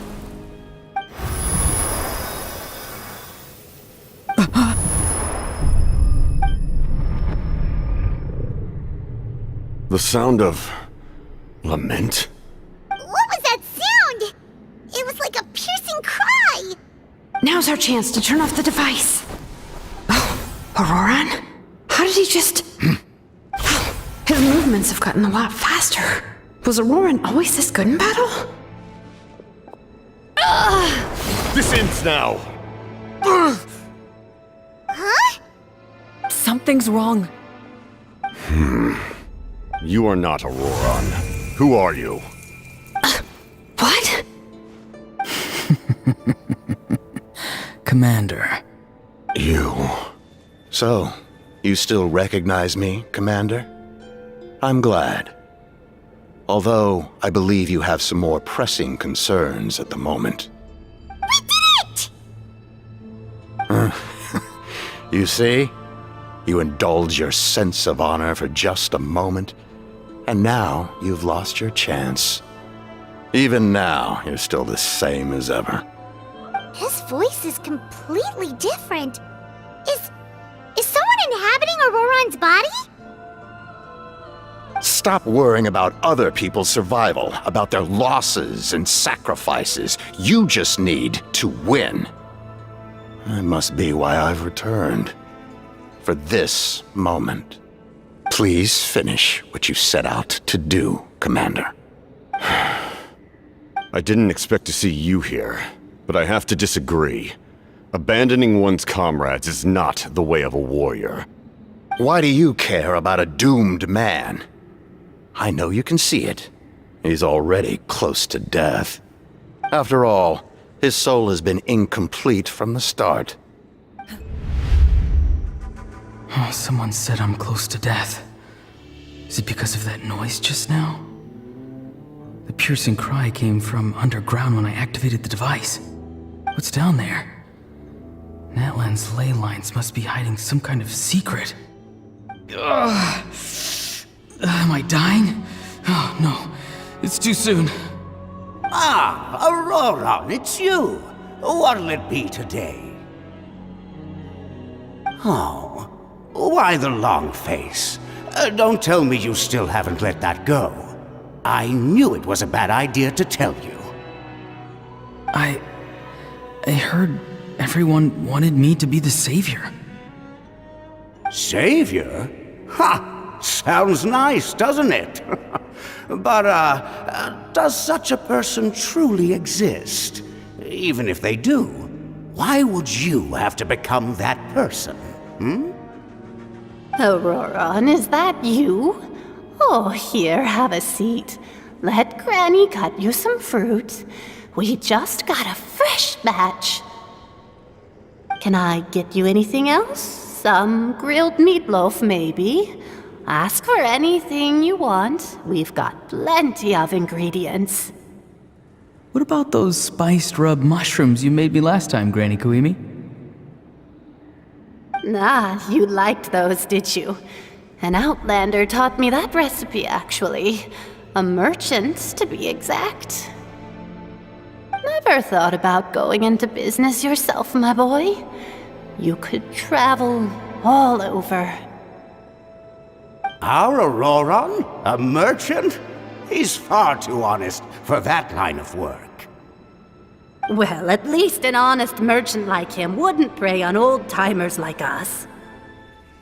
Everyone said a true savior does not really exist, but then, why did my birth open the door to the possibility? Why give people false hope? Maybe I don't need to sacrifice myself, but surely everyone is born for a purpose. So, what's mine? If I had succeeded back then, would the world have become a better place? What's the meaning of my existence? Done spacing out, Auroron? Did you finish your homework? Yes, Granny, it's just... Will learning all this really make me as strong as you? Of course not! I'm a special case. Other shamans study their whole lives without reaching a fraction of my abilities. Because you're a genius, right? You could say that. Or maybe I've just been alive longer than the rest of them, and picked up a few tricks that they didn't want to touch. It's rude to bring up a woman's age. Never do that again, no matter the circumstances. I wasn't the one who brought it up. Anyway, class is canceled tomorrow. Go have fun. What about my homework then? Do what you want. What use is it being as strong as me anyway? You've seen how the tribe treats me. They're all afraid. I try to go about my business, and they practically tremble in fear. Not the most fun way to go about living one's life, I'd say. Take it from me. The happiest people are the ones who do their own thing. So do what you want, Auroron. No matter what anyone else has to say. Granny didn't say it outright, but I think she was trying to comfort me. Don't force yourself. Don't beat yourself up over the past. That's what she always says. But I never forced myself. I never even got the chance to try before it was all over. Hey, you zoning out over here again? There's such a thing as overwatering the radishes, you know. I was just looking at the aphids. Something interesting about them today? I noticed some on the ground. Maybe it got too cold yesterday and they couldn't handle it. Bummer. Guess that means less honey this year. Aoife, do you think being a vet is fun? Fun? I'm not sure about that. Do you think planting vegetables is fun? Fun enough, I guess. I don't have anything else to do. Exactly. Most people live like that. No special purpose or calling. That's just how the world works. Oh, jeez. That troublemaker's at it again. Auroron, my man, come inside and give me a hand, would you? Why should I? I thought being a vet was no fun. Well, I guess there is a fun part. Trying to outsmart these rascals. Come on, give me a hand. Maybe Aoife was just too nice to tell me the truth. That attempting something above your capabilities will kill you. My soul is unstable. I only survived because I had people to help keep me in one piece. A part of me has always been missing. That's why the other spirits said I was close to death, but... Why struggle? It's a miracle you were even born. Just close your eyes and wait for death. It was you, the thing that came out of nowhere. Thing? I'm a warrior, far stronger than a weakling like you. I'm not weak. There's just a limit to what I can do. And that's exactly why your fantasy is so ridiculous. You really think a useless thing like you can save the world? Useless? Savior? Ha! Sounds nice, doesn't it? But, does such a person truly exist? Even if they do, why would you have to become that person? Exactly. Most people live like that. No special purpose or calling. That's just how the world works. Take it from me. The happiest people are the ones who do their own thing. So do what you want, Auroron. No matter what anyone else has to say. But I don't want things to end here. Auroron? It's all right. We'll take things from here. Every time they marched into battle, I had to stay behind. Don't worry. With the Archon on our side, the Abyss doesn't stand a chance. All the best warriors are fighting on the front lines. I want to do my part too. Both of us are bound to disappear. But your end will come sooner than mine, because you've been broken from the start. Once your soul shatters into pieces and dissipates into the wind, I will take temporary control over this body. I will serve my commander until the end. No. No, this isn't right. My life can't end like this. I still haven't done anything important with my life. My end will not come first, and I'm not giving up. I can't die here, no! I won't die here! Auroron!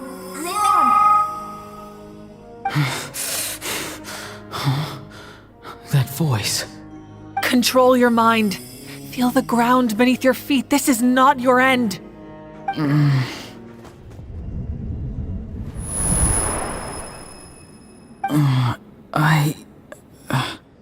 His eyes are open! He's alive!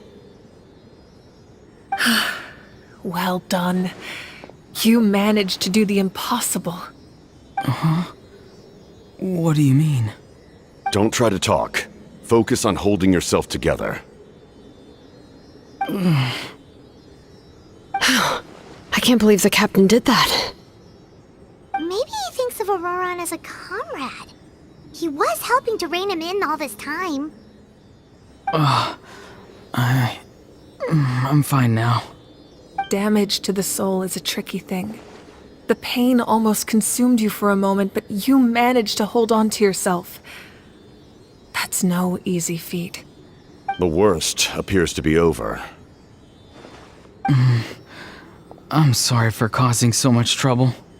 We can talk about that later. Our plan. It failed, didn't it? I'm sorry.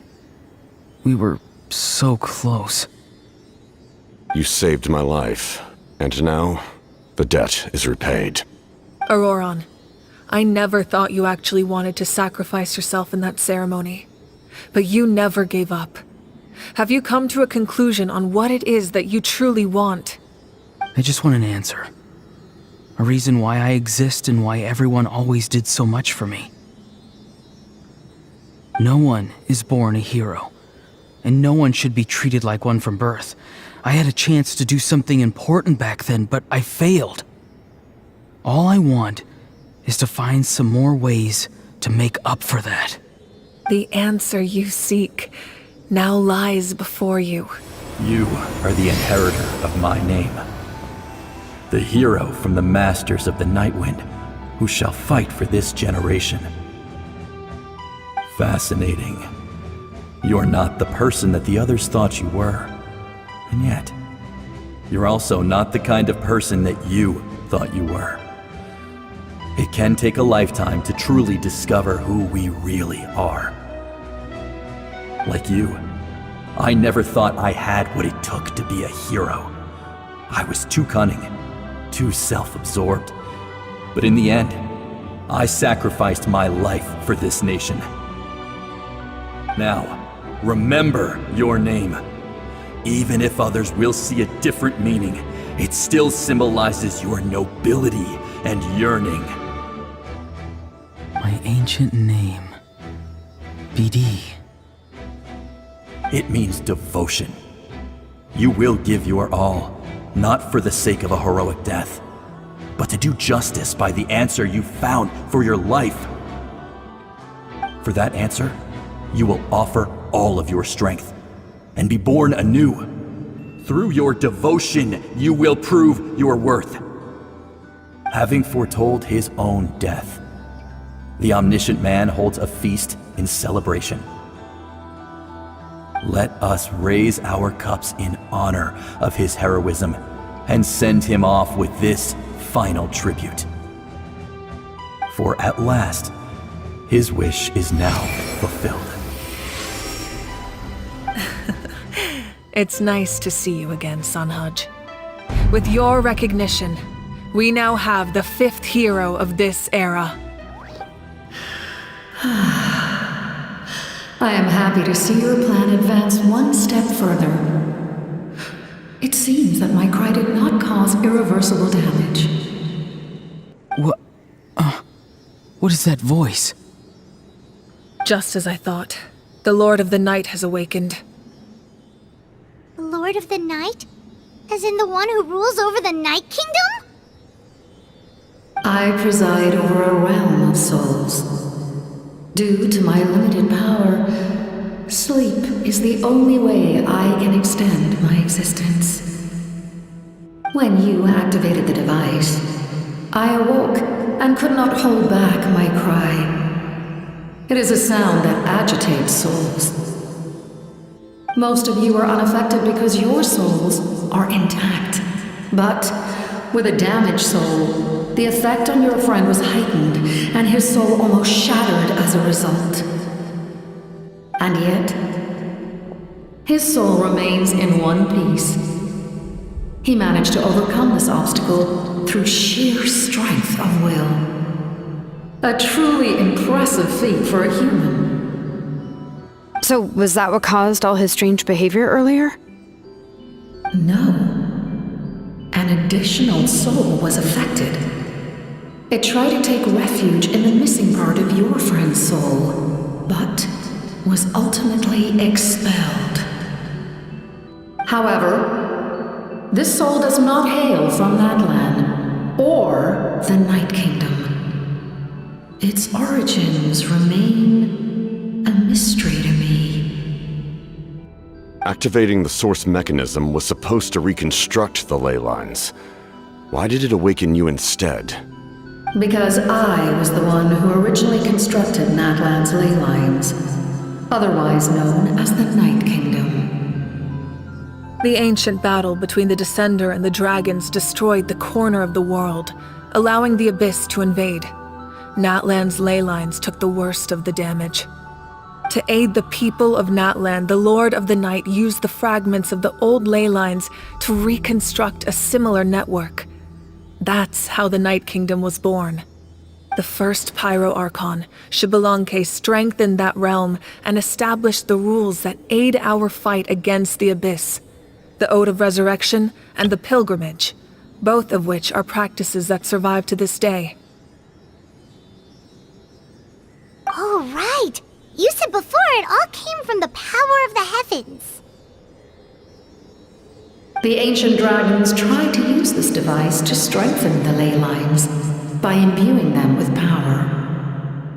Back then, this method was rather ineffective. They lacked the skills to navigate the intricate structure of the ley lines.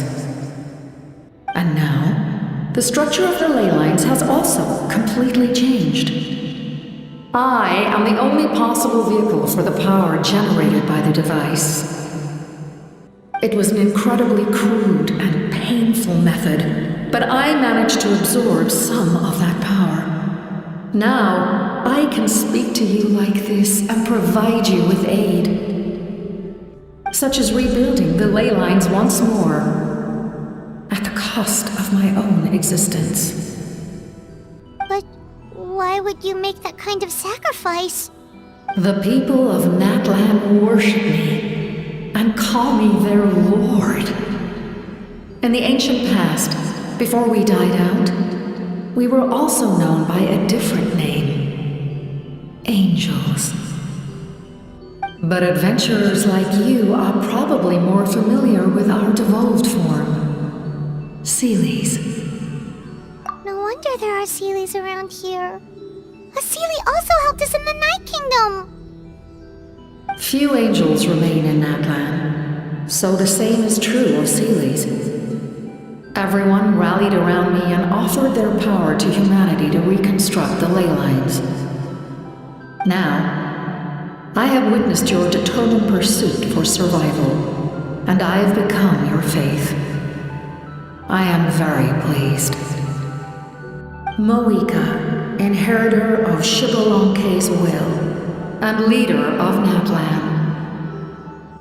Despite all the obstacles and misunderstandings, I have awoken, and the efforts of this Harbinger and the young hero have imbued me with power.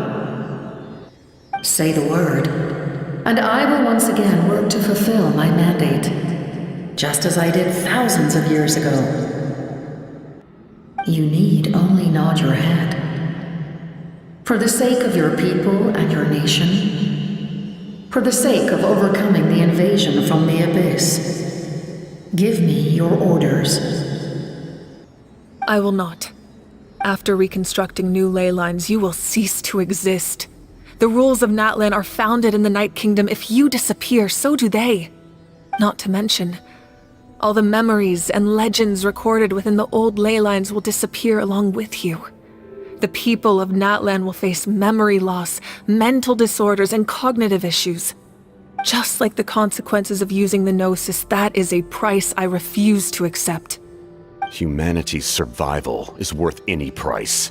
Once the Abyss runs rampant, all that remains will be a land of corpses and ruin. And when the new ley lines are invaded again by the Abyss? What then? How are future generations supposed to survive? A land without the Lord of the Night, without the protection of the rules, is doomed from the start. You presume too much. If you cannot ensure survival in the present, you have no right to think about the future. What will it take for you to realize that? How many hundreds or thousands will have to die? The situation hasn't gotten that dire yet, has it? Why? Because I am a survivor of Conria. I've witnessed the devastation and terror of the Abyss with my own eyes. Conria? That's right. My family, my comrades, my homeland, were all lost to the Abyss. It is an unforgettable pain, one that no amount of time could ever dull, not even 500 years. You've experienced something similar, Mawika. You should know exactly what I mean. You're right. The pain, the regret, the catastrophe. They all haunt my dreams to this day. If I could go back, I would reject all false hope. I would do whatever it took to ensure their survival. You have that chance before you now. Why do you refuse to take it? Because we don't have the right to make that decision. We love this world because it contains everything we hold dear. Everything that has happened here has moved us, shaped us, and turned us into who we are today. Giving up our memories and history would mean rewriting everything. The people of this world would then become fundamentally different beings, their physical bodies the only connection to their former selves. Even so, given enough time, a new civilization would inevitably flourish. If you believe in humanity, you should trust in their ability to create a new future. Or, history could repeat itself. The Abyss could invade once more, and it would all be for nothing. Can I say something?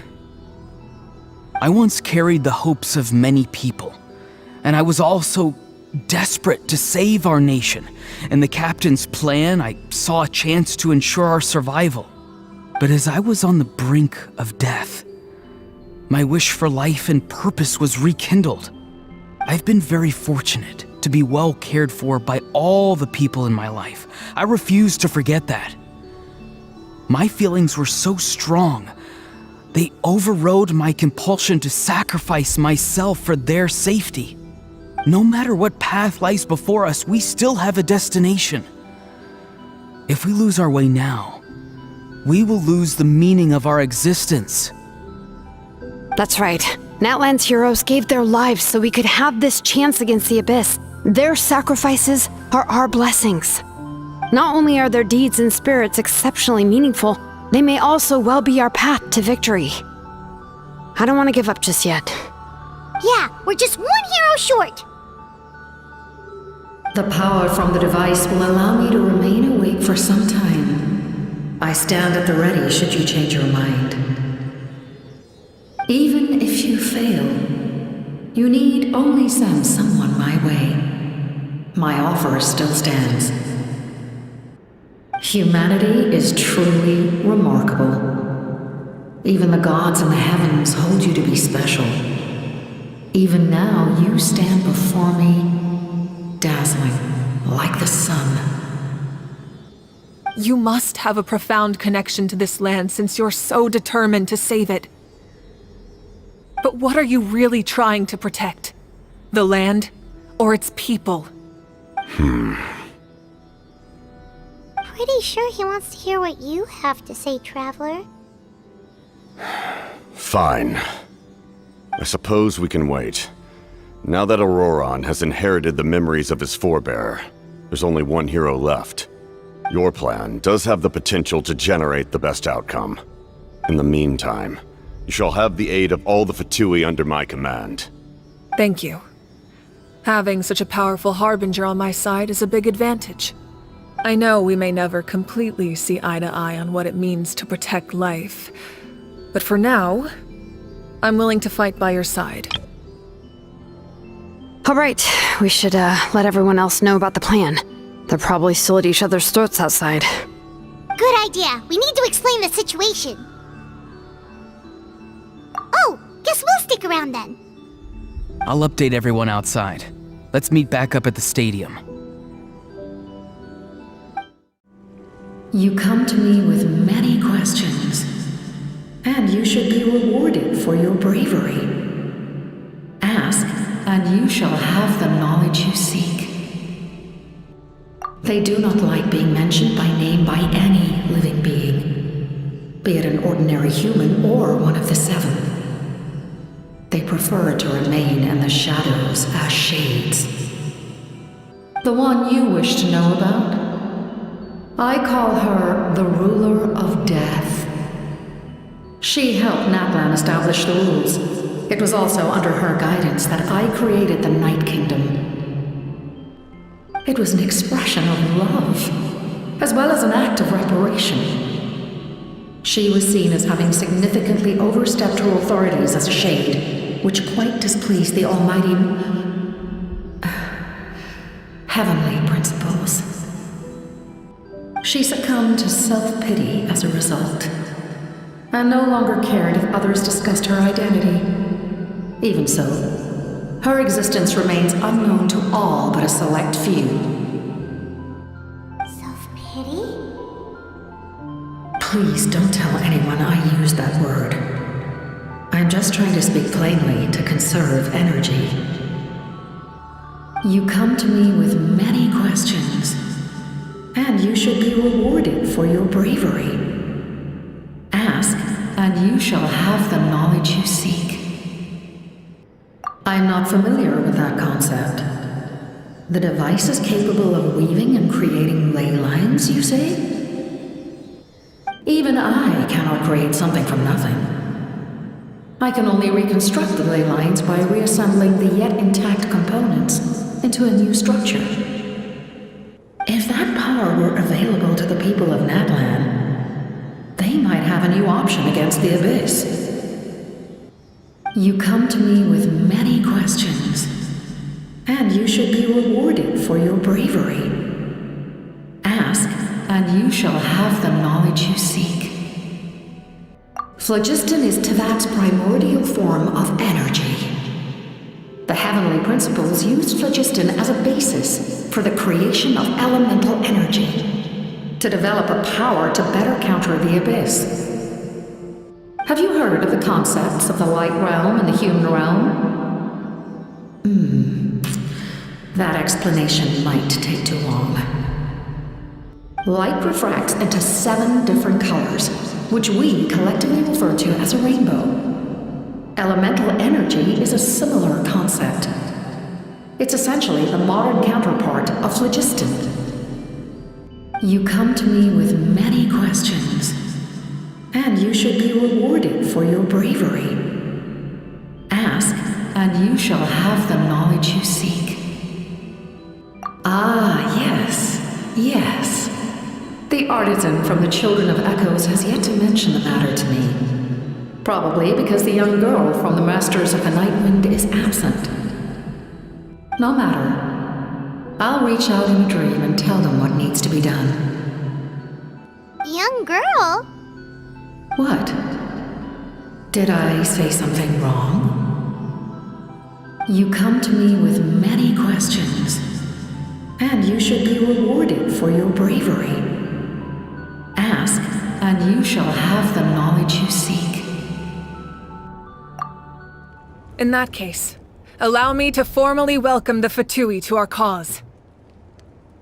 We now face a common enemy. It's time to put our differences behind us and look to the future.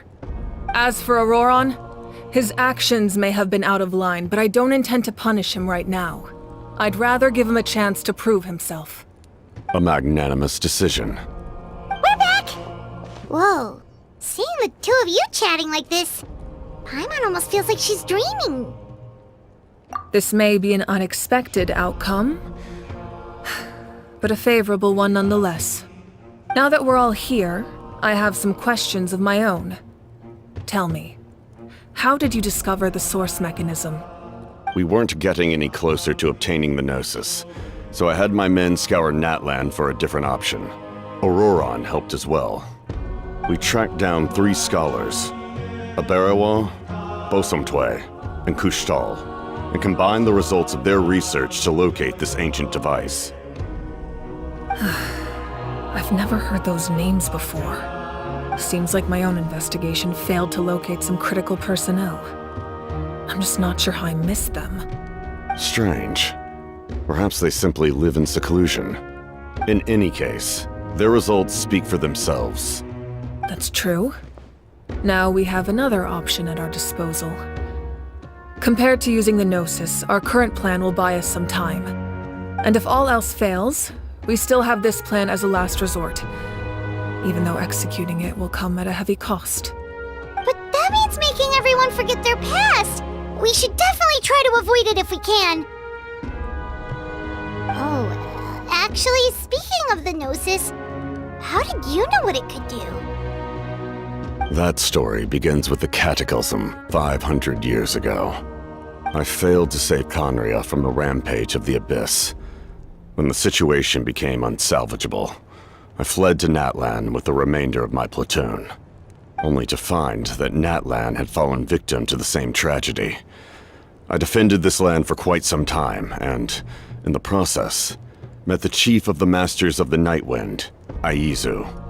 I'm sure many people viewed Conria as the cause of the tragedy, but Aizu was kind to me all the same, and even helped me in my time of need.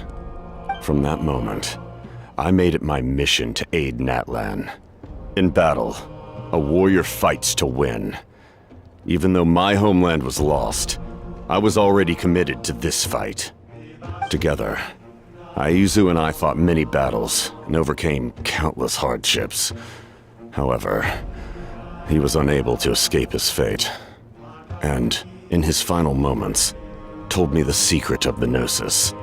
So it was him. He recommended using the Gnosis on several occasions even before the tragedy, but I turned him down each time. You knew him, and you fought for Natlan all those years ago. Why don't I recognize you? It must be the mask. Even without the mask, my past appearance is long gone. Even with the curse of immortality, the flesh still rots. Wait, do you know someone named Dainsleif? That problem doesn't seem quite so extreme for him. You've met him already? Yeah, a bunch of times. Sounds like you know him too. During the age of Conria, all I knew was his name. The last time I saw him in person, he was traveling with the prince. He carries a degree of pain and hatred that far surpasses my own. Yes, you're the sister of the prince. Given the role I held in Conria, I would prefer not to harm you. Although, this is likely a self-imposed burden. If the prince saw me now, I doubt he would even recognize me. As for your question, I don't know how Dane managed to slow the deterioration of his body.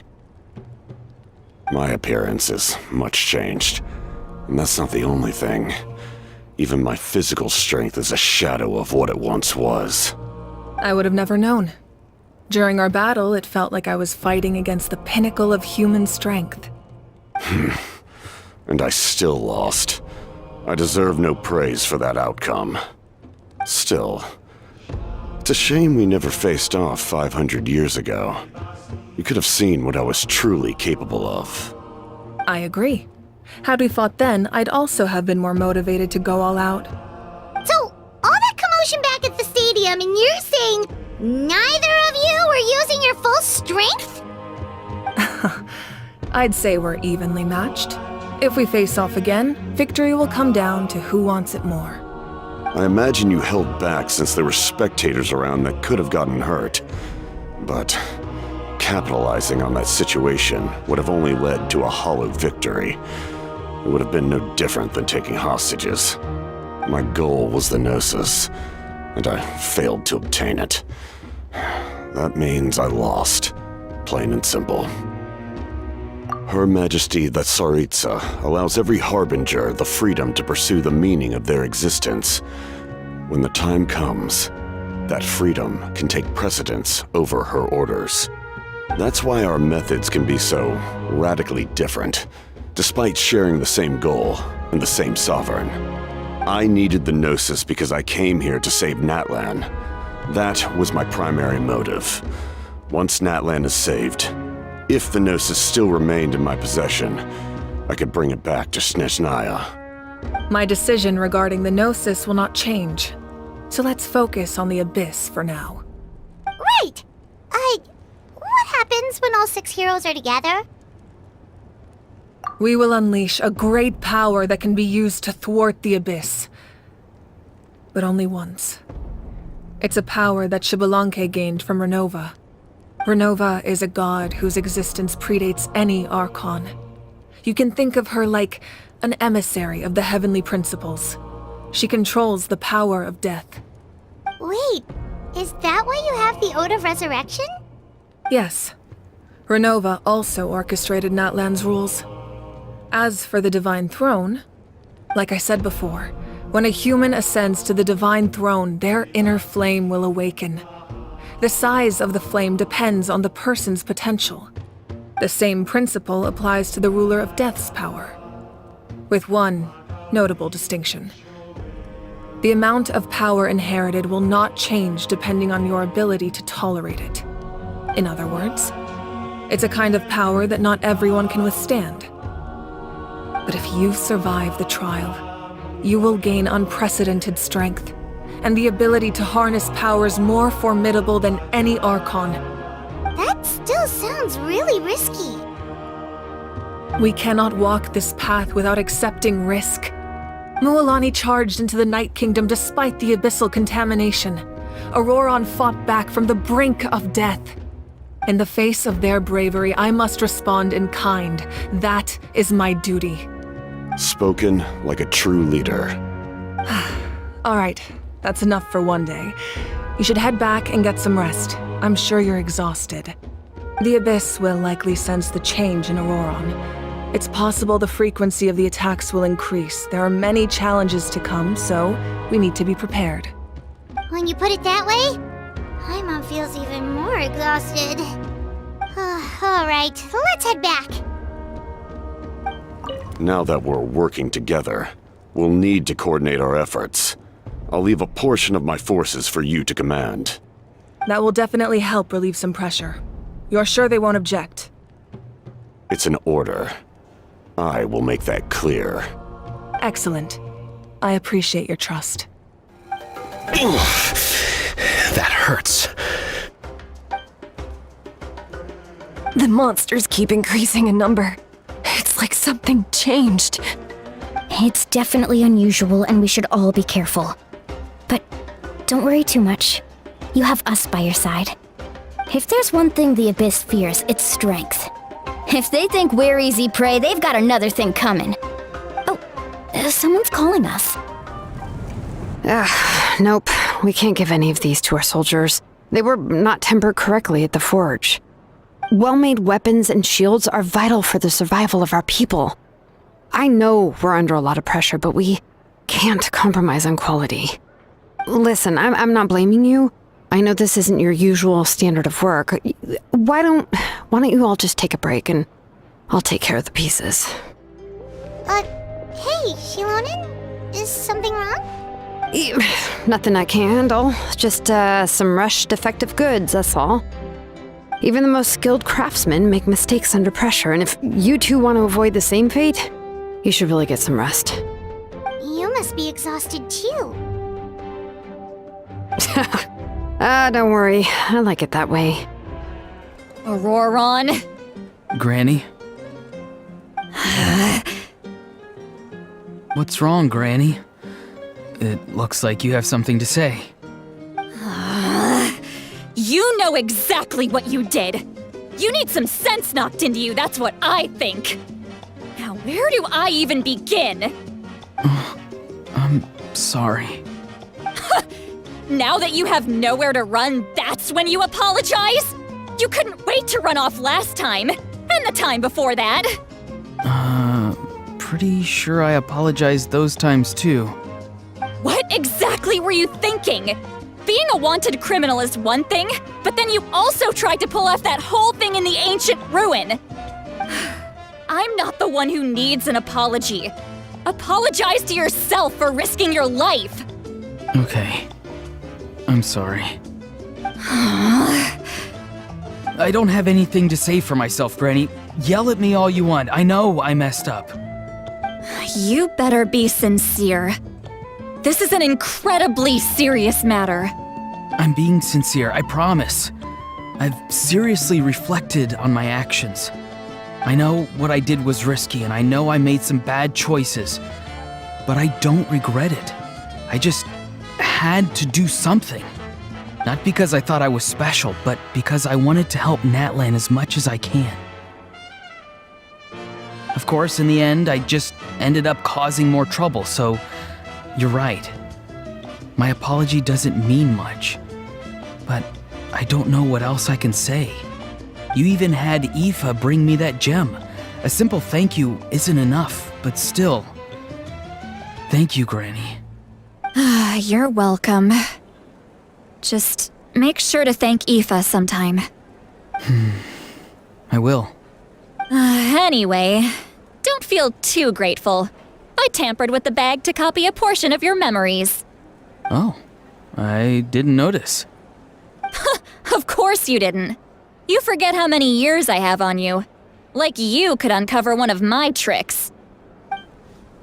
Anyway, I have something else to tell you.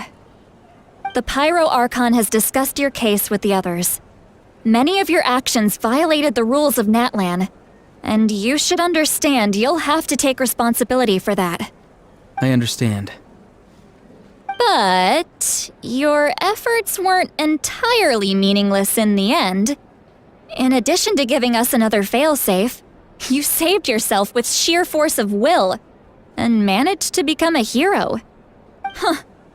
Not too shabby, grandson. Did the Traveler in Paimon tell you to say that? What? No! I said that because I mean it! I can't believe you're complimenting me at a time like this. You normally let your fist do the talking. You're not off the hook just yet. I told the Traveler I was going to break your legs, and I meant every part of it. Could you not? I still need them to walk. Trying to negotiate, are you? All right, Make me an offer.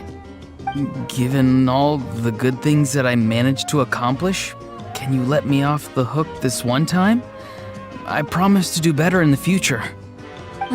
Fine. I can let this slide for now. But I'll be watching. We'll see if I change my mind. Oh, Traveler, Paimon. Didn't expect to see you here. Hello! Yes. Looking after these little rascals is rather exhausting. Taking care of the Traveler isn't easy either. Paimon's life is an uphill battle. Traveler, Paimon, I want to thank you for your help back at the ruin. I won't. Let's get together sometime. If Auroron really wants to thank you, he can treat us all to a tasty meal. Sounds great! We'll be there! If you're done for the day, we should get some rest. Paimon has a feeling we'll need it for tomorrow. You ready? Yep. Let's go meet the Lord of the Night. So, this is where you heard the Lord of the Night? Guess that means she really has awakened. Hopefully we made it before she falls asleep again. Fret not. I'm still here. For a weak life form, falling asleep is no less taxing an exercise than staying awake. I'm sorry for disturbing your rest, but there's something we didn't have the chance to ask you earlier. We need to forge a new ancient name for the Traveler. But we ran into a problem. She's not from Natlan, so there are no records of her in the Night Kingdom. I see. Mawika must hold her in high regard. It would seem the two of you are not simply here on her orders. So, what say you? Do you believe this traveler to be deserving? Speak your mind. There are no others here. You are both my children, both children of Natlan. I would hear your opinions on the matter. She is special. She saved Kachina and devoted herself to helping us avert this disaster. Natlan owes her a debt. But that debt has not been repaid. And with an ancient name, we can at least guarantee her safety. Even though that guarantee will come at the cost of your own life? Yes. So, it's true. Forging an ancient name consumes the life of the craftsman. Forging an ancient name is an act of creation. It involves taking disparate concepts throughout the Night Kingdom and condensing them into a heroic epic. But it takes time for the new concept to be integrated into that realm. If the ancient name is like a seed, then the life of the craftsman is the outer shell, serving as its protection. Once that process is complete, the seed will sprout, and having served its purpose, the outer shell will gradually disappear. Forging an ancient name is no easy task, and creating one for an outlander makes it even more challenging.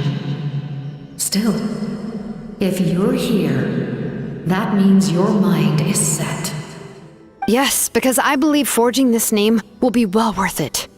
We don't know how long we'll be able to hold back the abyss or what the final price of averting this disaster will be. If giving up my life means that all the people of Natlan can have a future, then the sacrifice is practically negligible. Even when I'm staring death in the face, I don't think I'll regret this decision. I bear the name Baraka. This is a part of my duty. I understand. The chance may be exceedingly slim, but you still want to seize it, because this could be the final step to victory. And you, Siglali? The anxiety you feel. It's because you saw something, yes? Something you were not meant to see. So, you know about that too. What is she talking about? I've had concerns for a long time. Mawika's plan needs too much time, and too many things can go wrong. The Masters of the Night Wind have a ceremony that can be used to glimpse the future. It's just... using this power on the Pyro Archon has always been seen as a taboo. And you did it anyway? What did you see? Death. How? A key part of Mawika's plan is using the 6 heroes to release the power Xbalanque obtained from the ruler of death. Considering its origins, the price of using that power is death. You're saying Mawika is going to die in this war against the Abyss? Yes. I can't just ignore what I saw. That's why I need the Traveler's power. I need the power of a Descender. Don't forget, Citlali. Even if it may seem like someone is fated to die, the nature of death and fate are different. Fate indicates what will happen in the future. The time, manner, and place are all predetermined. But death is different. Death is a rule. The ruler of Death's power will allow Mawika to triumph over the Abyss, but she must offer her own life in the process. The ruler of Death cares little for the time and manner of a death. She simply guarantees that it will occur.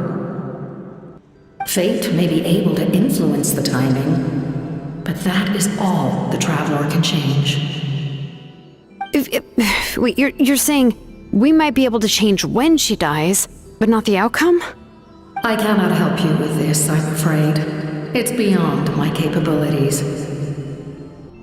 Mawika knows about all this, doesn't she? Yes. I imagine she has long accepted this eventuality. Well, I can't. She's so strong. She never gives up, never rests until a problem is solved. She's not the type of person to just quietly accept her death. The Traveler shares that quality. That's why I think this gamble is worth it. Together, I know they can overcome the impossible. Be it fate or death. We shall have to wait and see, but I will curb my expectations. My time is running out. It is my honor to witness humanity in this moment of absolute determination. We won't forget your contributions. Once we deal with the Abyss, we'll find a way to keep you alive. Thank you for saying that, but there is nothing you can do. How many years of life are enough?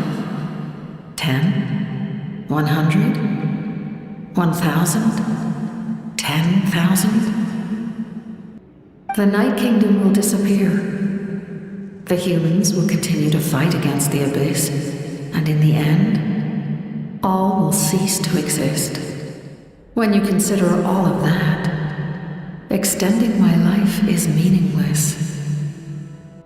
That's what makes us different. Even if our end comes tomorrow, humanity will still do whatever it takes to survive today. Exactly. Times like these always fill me with admiration and reinforce my commitment to the mandate I shoulder. My Creator was right in esteeming you as special above others. Here. This is my gift to you and an extension of my will. It can record the Traveler's experiences in this land, whether from the past or the future. With it, you can forge the ancient name you desire, and the Traveler will also become a hero forever recorded in the memory of Natlan. Thank you.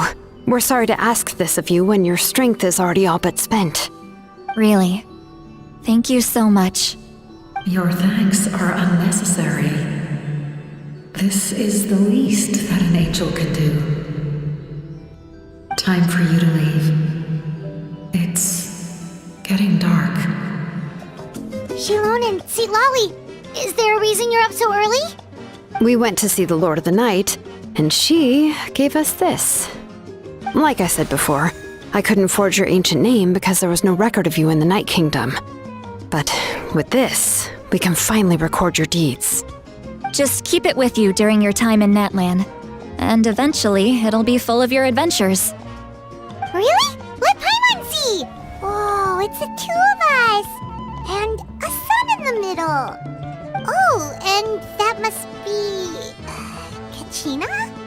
It's not a concrete medium.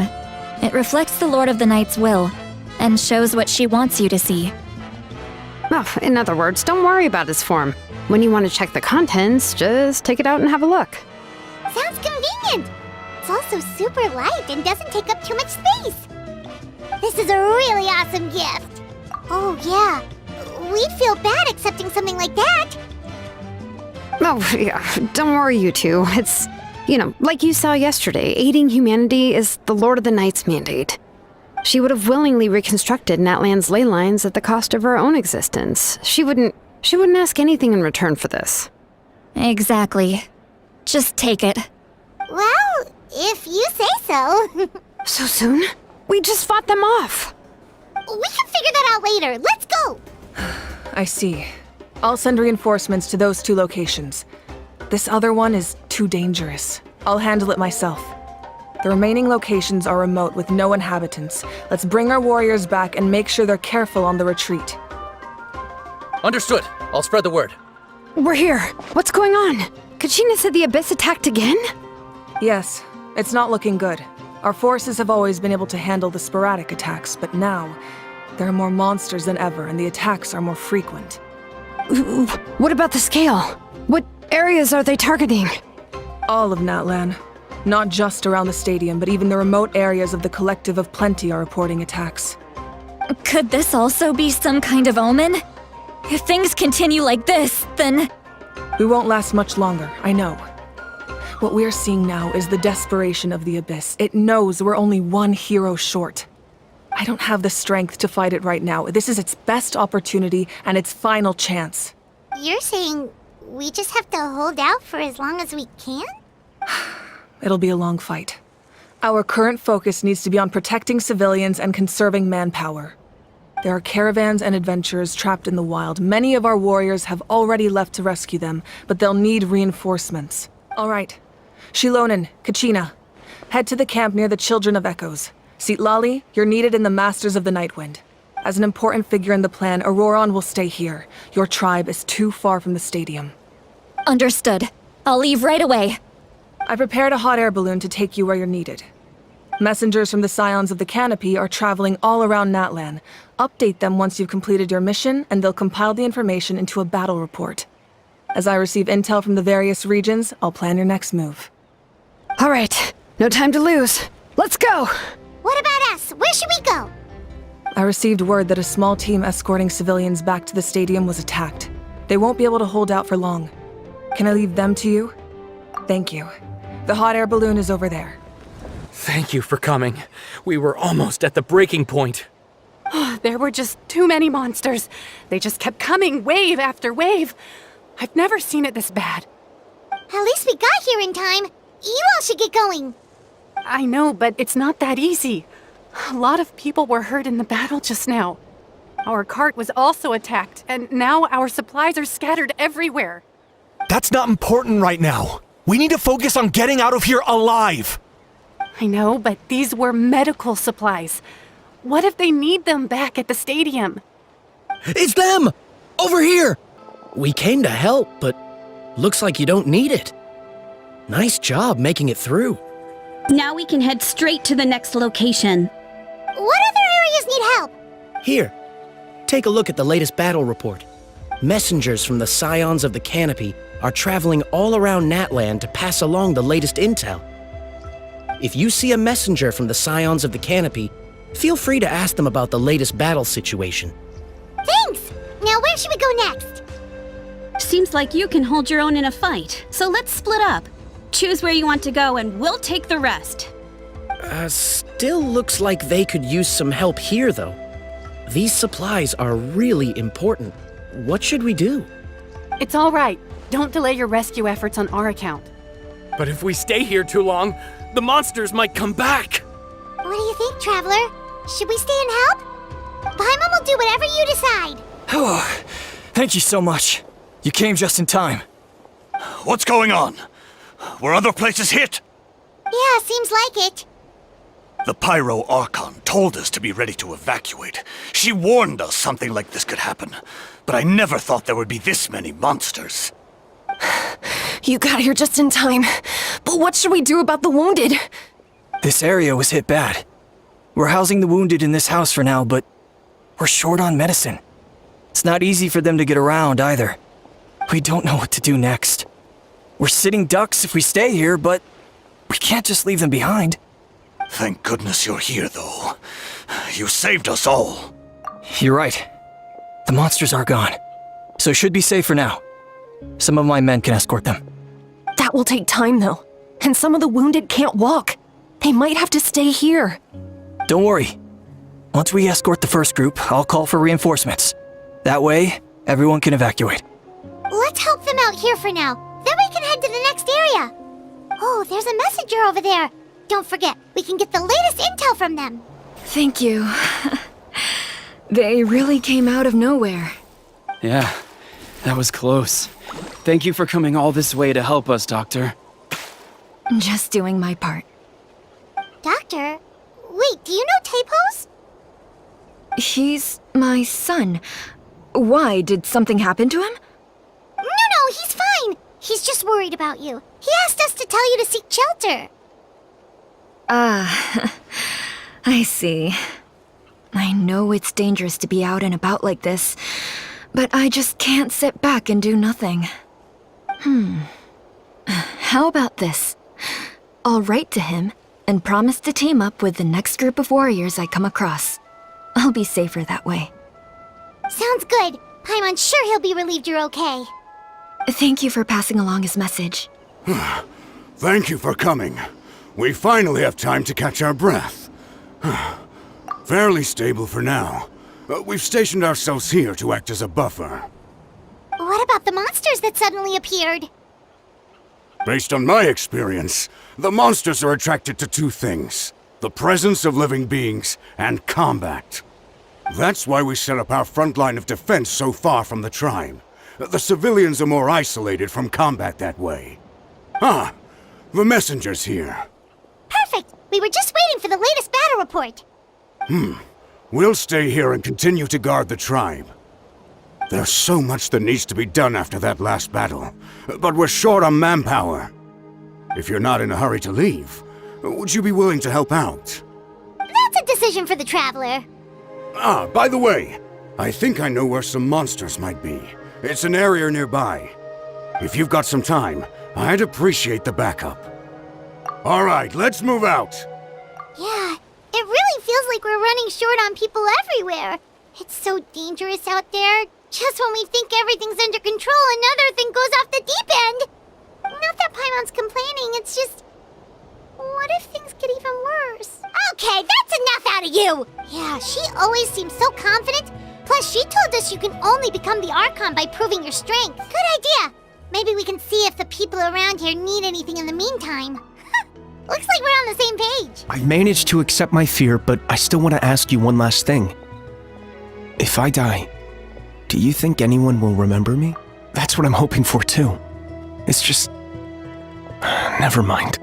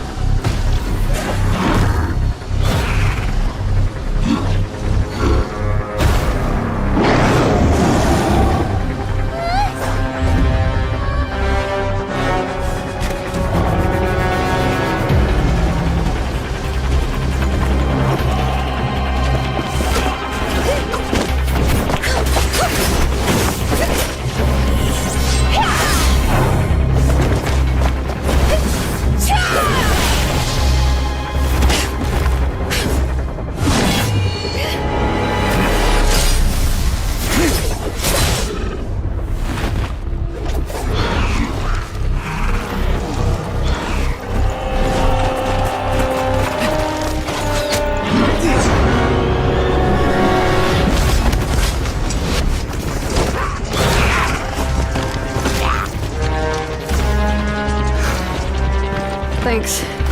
The situation is grave. Hold this position. Keep the people safe.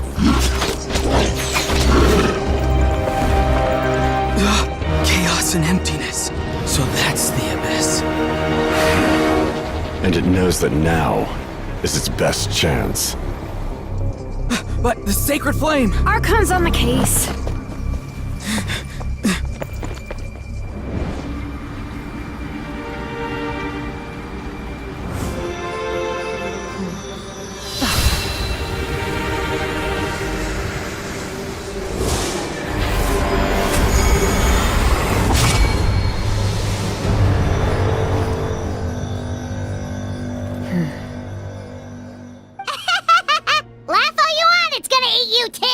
The fact that Deadpan Kaniche is this nervous just goes to show how serious this really is.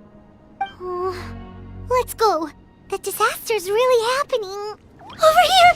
Come on, quick! Hey, wake up! And you, wake up!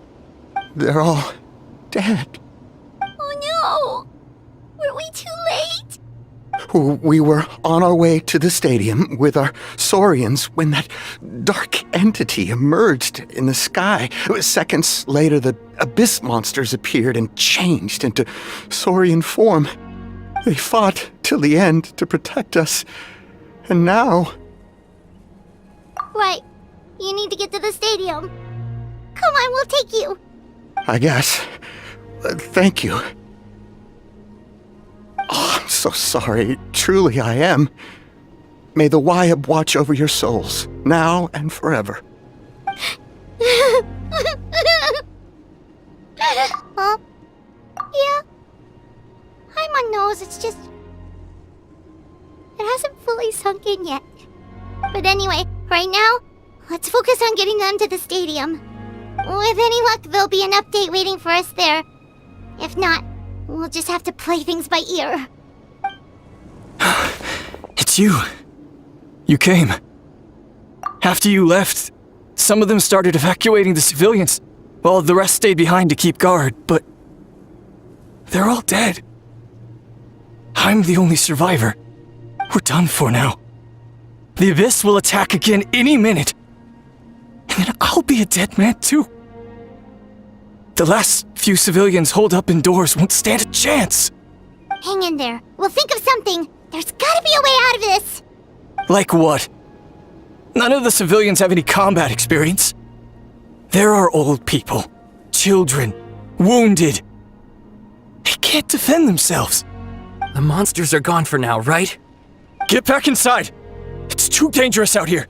I know it's dangerous. That's why I came out. Same. Huh? What is this? Can you spare some equipment for us? I've never been in a battle before, but I'm young and I can hold a weapon. That's gotta count for something. And I used to fight in the pilgrimage when I was a younger man. Admittedly, I never made it very far. But if you hand me a spear, I think the old muscle memory will kick in. There are others willing to join us as well. I persuaded them to fight. We can't let the blood spilled by our warrior brethren be in vain. We can't watch on as our heroes lose heart. And we can't let them fight alone.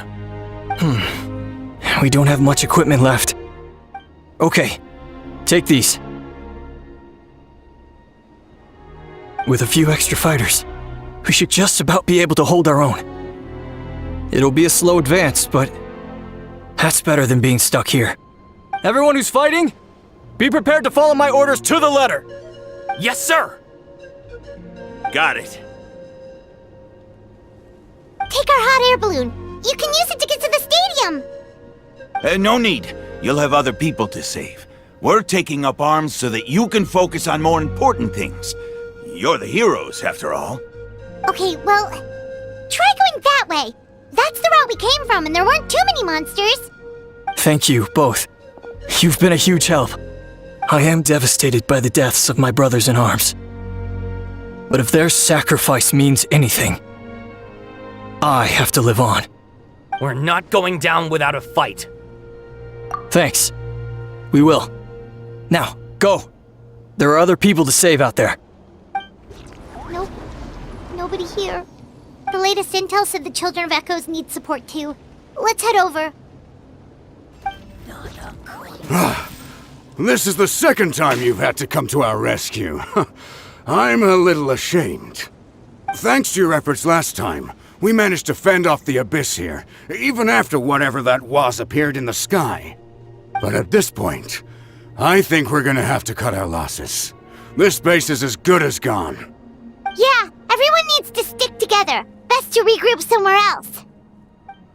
All right, time to evacuate. There's a volunteer unit here too, so first I need to ask them what they want to do next.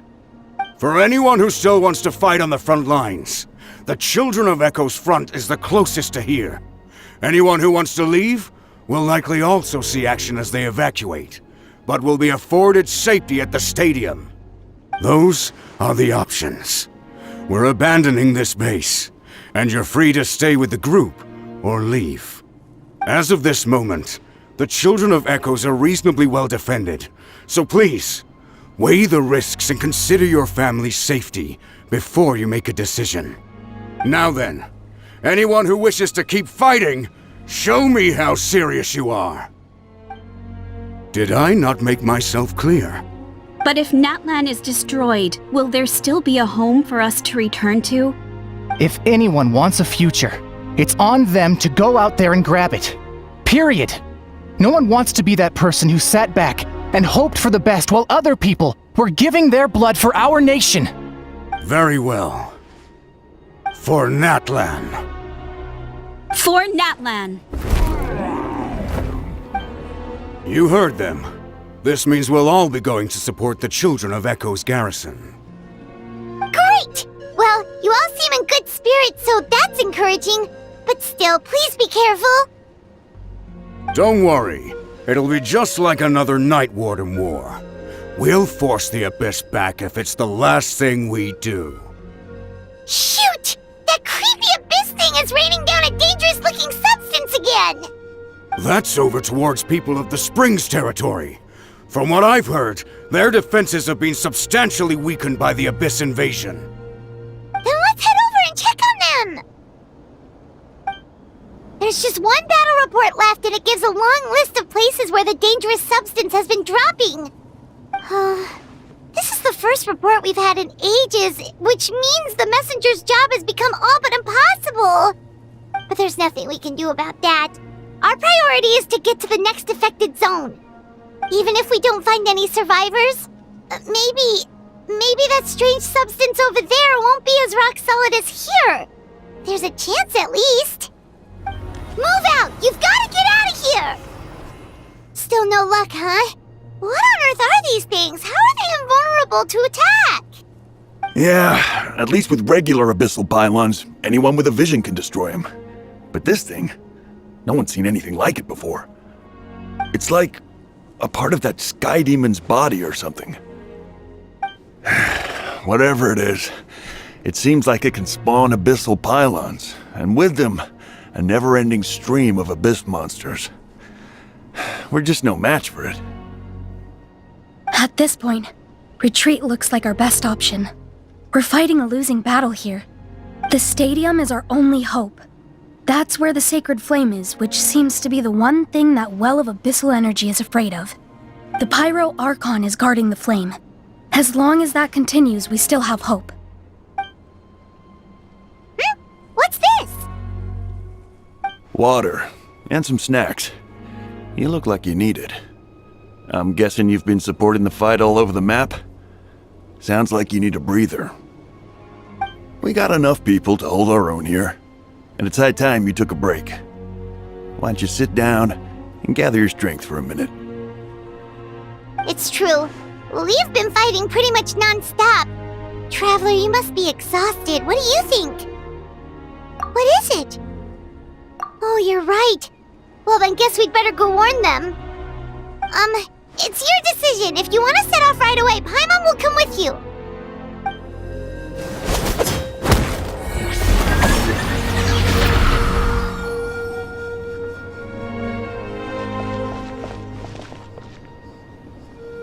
Oh, it's you guys. Things are bad here. Something fell out of the sky that's impervious to our attacks. It's a good thing you did, otherwise we might not have made it in time. Kachina, she and I can deal with the remaining monsters and abyssal pylons. You should go catch up with the rest of the group before your parents start worrying about you. Stay safe, Kachina. Come on, let's get this done. Yep, that's everyone. And no more casualties by the look of things. Yeah, this is, good. We can evacuate shortly. I appreciate your help.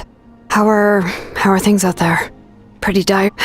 Some of the things I've seen, I don't know if I'll ever be able to get them out of my mind. Are we in Natlan doomed to this fate? I've never witnessed a full-scale abyss invasion before. I mean, I'd heard stories about the sky being painted black, but I always thought that was an exaggeration.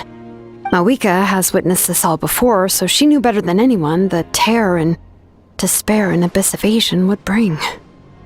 Yeah, and despite that, she's still facing it head-on. We've had to abandon our homes and chase the dying light of day, and maybe the only time we'll see the dawn again is in our dreams. But as long as there's even a sliver of hope, I am not gonna give up. We should catch up with the group. Let's go! What? Isn't that Chaska's tribe? She said she was gonna take Koichi home to rest for a while. But how, right? Everyone's struggling just to defend themselves. There is no spare manpower. At this rate, it won't be long before even the stadium is indefensible. And with everyone congregating at the stadium, the Abyss forces will start converging there, too. Then there'll be a battle on a scale much larger than anything we've seen so far. On the bright side, at least my old injuries aren't playing up at the moment. It means I can actually join in with the fighting. The crux of the issue is that the heart of the Abyss itself has joined the invasion. That's a power we just can't match. I have every faith in the courage of our people. The Natlanese will never give in to despair. But still, the fact is, our lives are more fragile than our spirits. Traveler Paimon knows what you're about to say. Yeah, I'm unsure it's getting tired from all this flying, but it doesn't matter. Wherever you go, Paimon's going too. Yep, we'll leave the Children of Echoes to you guys. Flower Feather Clan, hang in there. We're coming. If there was ever a time to push ourselves to the limit, that time is now!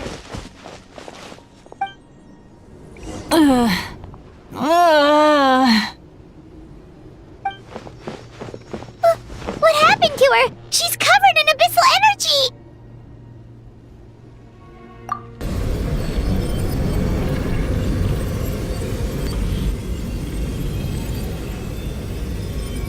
Please, save her.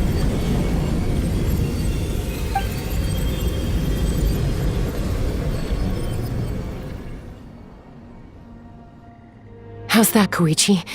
Any better now? Koichi! Koichi!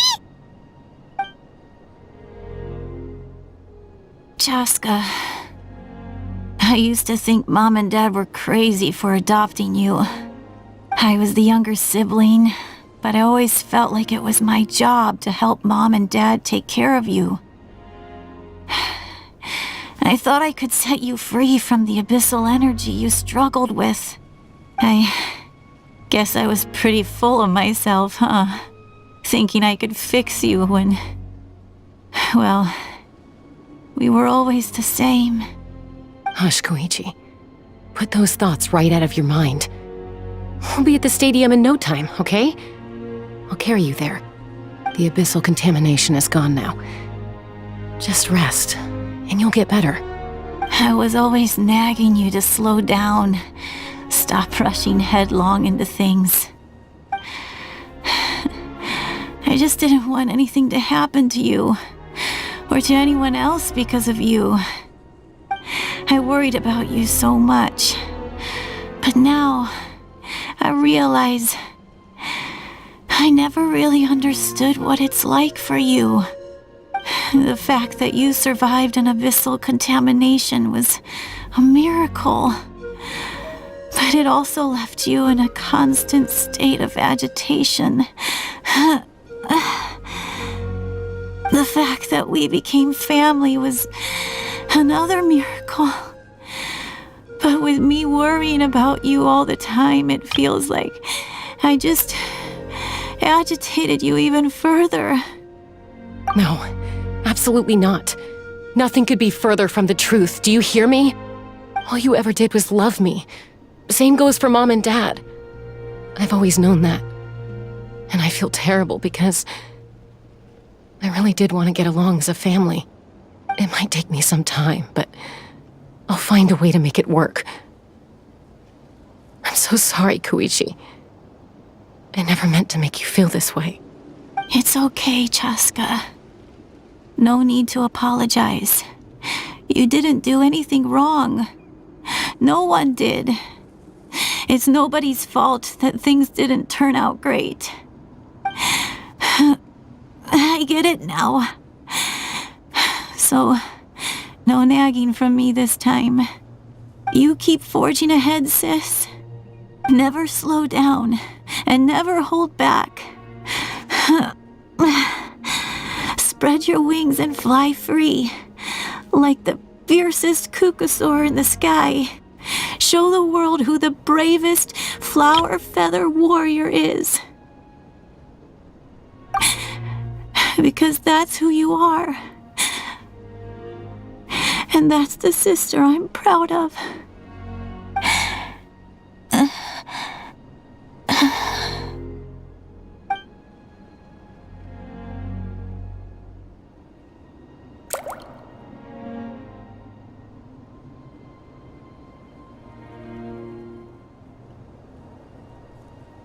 Koichi!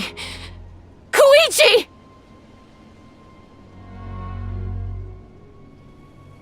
Koichi?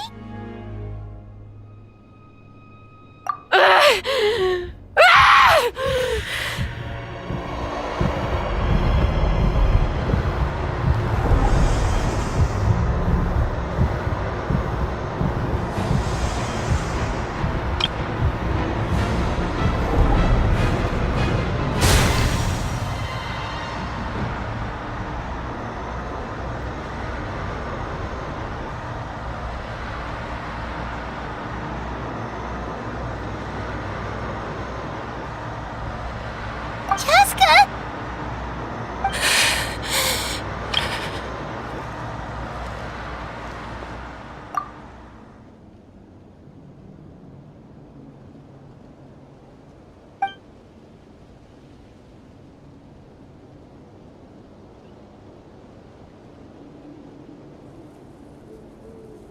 What happened?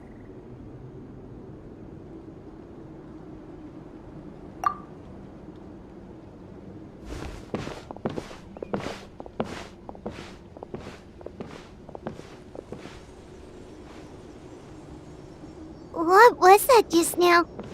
It looked like abyssal energy was flowing out of her, but then, a split second later, it disappeared.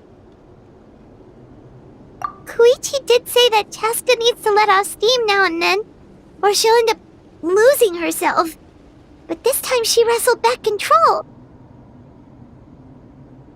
If only we were faster! Dealing with abyssal contamination is a piece of cake for you! We could have gotten to her earlier, then you could have treated her before it was too... Wait, what's happening to Chaska? How unfair life can be.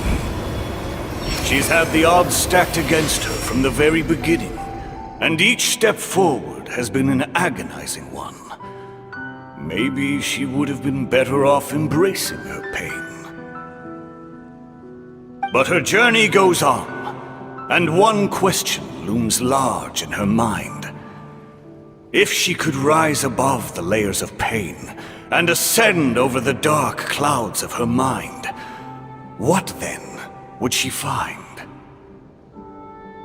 Maybe the glorious light of the sun, or maybe a dark, empty void. There is only one way to find out. She needs to spread her wings and soar to new heights.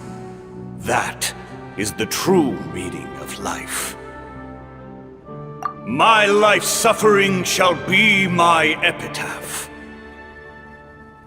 to remember the pain I endured,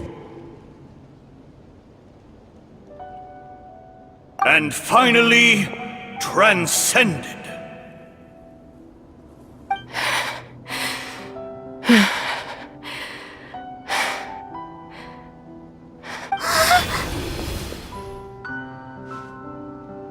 Let's take Koichi somewhere safer.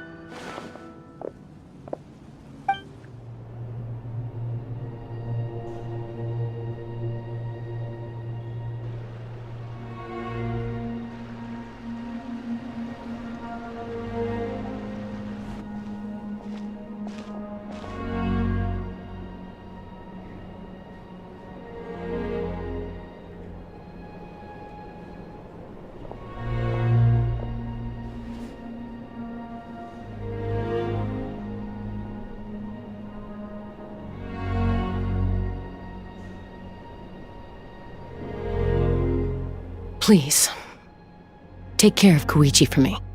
I still have more important things to do. Of course. We are grateful for her service. Yes. She served selflessly. I'm sorry, Chaska.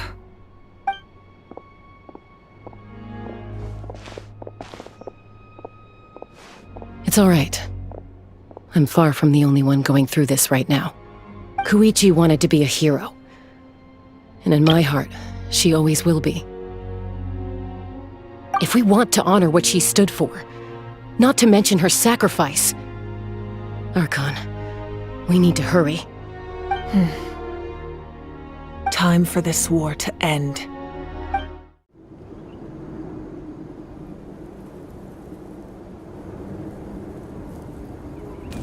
Everyone, are you ready? A bitter war lies ahead. Our victory begins in each of your minds. So ignite the spirit of victory for me. May no further lives be lost, and no one else may to suffer the loss of their loved ones. As long as blood still runs through your veins, even the tiniest spark of steel against stone can ignite a flame.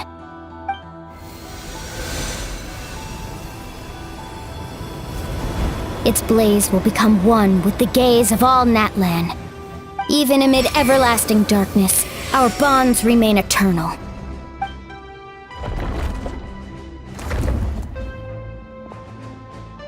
Stone engraved in echoing peaks. Converge, disperse, in ashes be reborn. For flames born anew, and the blazing dawn. A hero scaled the volcano to seize the sun. Anointed with flames, she shone with the light of 1,000 stars. Now, guide me in my first step. Having foretold his own death, the omniscient man holds a feast in celebration. Let us raise our cups in honor of his heroism and send him off with this final tribute. For at last, his wish is now fulfilled.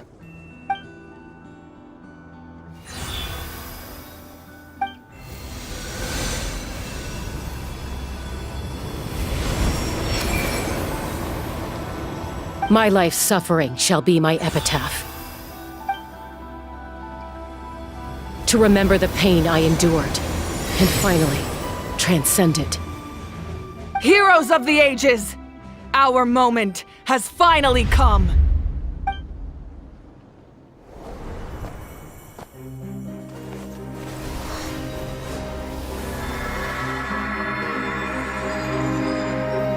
We unite as one! Baptized by the Turnfire. Bearing an ancient blessing. Knowing true power. And accepting a fate of devotion. We embrace the transcendent flame. For Natlan! For Natlan!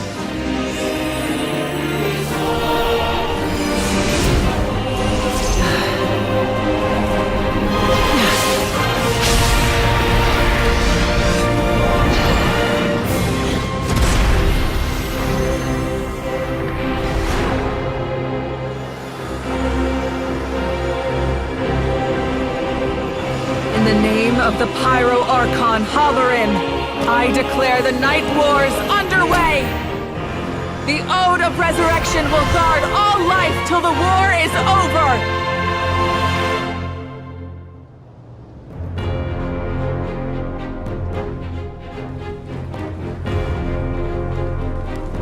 That is an outright scary level of power. So, from now on, all warriors will be able to resurrect themselves using the sacred flame. That's right. No more casualties. It's time to wipe the enemy off the face of the earth. And to reclaim our lost territory.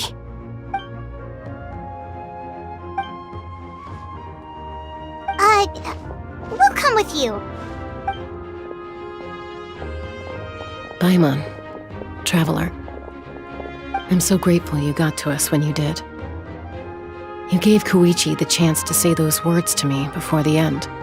If I'd lost control out there in the wild, this counterattack might never have been possible. Probably best not to think about that. More importantly, how are you feeling now? Any better? Not really. But now's not the time to deal with it. In the spirit of VUCA, I have to rise above it. The conflict and suffering in me are there to test my character. My struggle will make me stronger, and make me the person Koichi believed I can be. Alright, let's go show the Abyss what human beings are made of. They'll be sorry they messed with Natlan after we're through with them.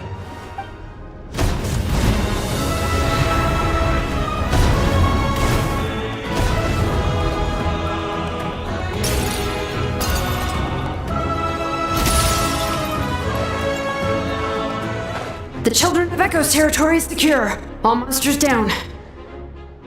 All good here at the People of the Springs, too. We crushed it! Masters of the Night Wind are also safe. Should I go support the Flower Feather clan? Things are still pretty rough over there. I'm already en route. No need. I just dealt with it. Already? But you were just at the stadium! Yeah, well, you have no idea how long I've been itching to bash some heads in. Oh! Fair enough. Ian-san, what should we do about the Collective of Plenty? Your home's a long ways away from the stadium. Oh, no need to worry. I just heard from Verisa. She says they're safe now. Yeah! Their only game plan was to outnumber us, and that ain't gonna work now that we have the Ode of Resurrection on our side! We ain't gonna let them get away with that! Friends, let's gather at the stadium! More Abyss tumors have descended, all near the stadium. Let's split up and take them out! Oh, we need someone to guard the main entrance. Alright, this is the final battle!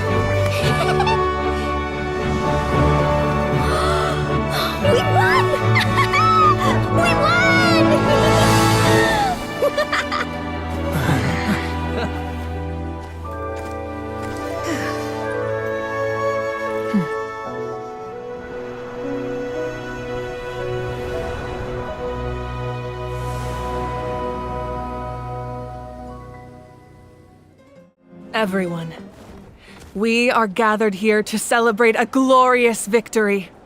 It is a victory forged by each and every one of us, and we should all be proud of what we have accomplished. We emerge victorious from another crisis to declare, our beloved Natlan is saved! Woo! All right! I must caution that this war is not yet over. We have not destroyed our enemy, merely driven them further into the depths of the Night Kingdom. But the Abyss underestimated Natlan's forces, and they have suffered a devastating defeat. It will be a long time before they are able to pose a threat to us again. After making some preparations, I will launch my final counterattack. I shall strike them in their lair and wipe them out for good. Oh, man. Wait, Archon, are you saying you're going alone? Yes. The abyssal energy there is too strong. Contact with it would be instantly lethal to anyone else. I'm sure you're all still fired up, and you must be eager to take the fight home to the enemy. But I must ask you to temper your ambitions. I will return victorious, for all of us. It's kind of a shame that we can't join him with a final showdown. Please, look at the bigger picture. Thanks to every one of you, we have already secured an enormous victory. Tonight, we should celebrate to our heart's content. I guess if our lives are no longer at risk, things can basically go back to normal, right? That's good enough for me. Beats having monsters everywhere. When the time comes, I will gather everyone here again. Now, let us also remember those who gave their lives fighting for our nation. Once the last dregs of the Abyss are wiped out, I intend to give them the grand funeral they deserve. An ancient name could never record the many who we lost. But no hero of Natlan should be forgotten. If I may, let's have a moment of silence for the fallen.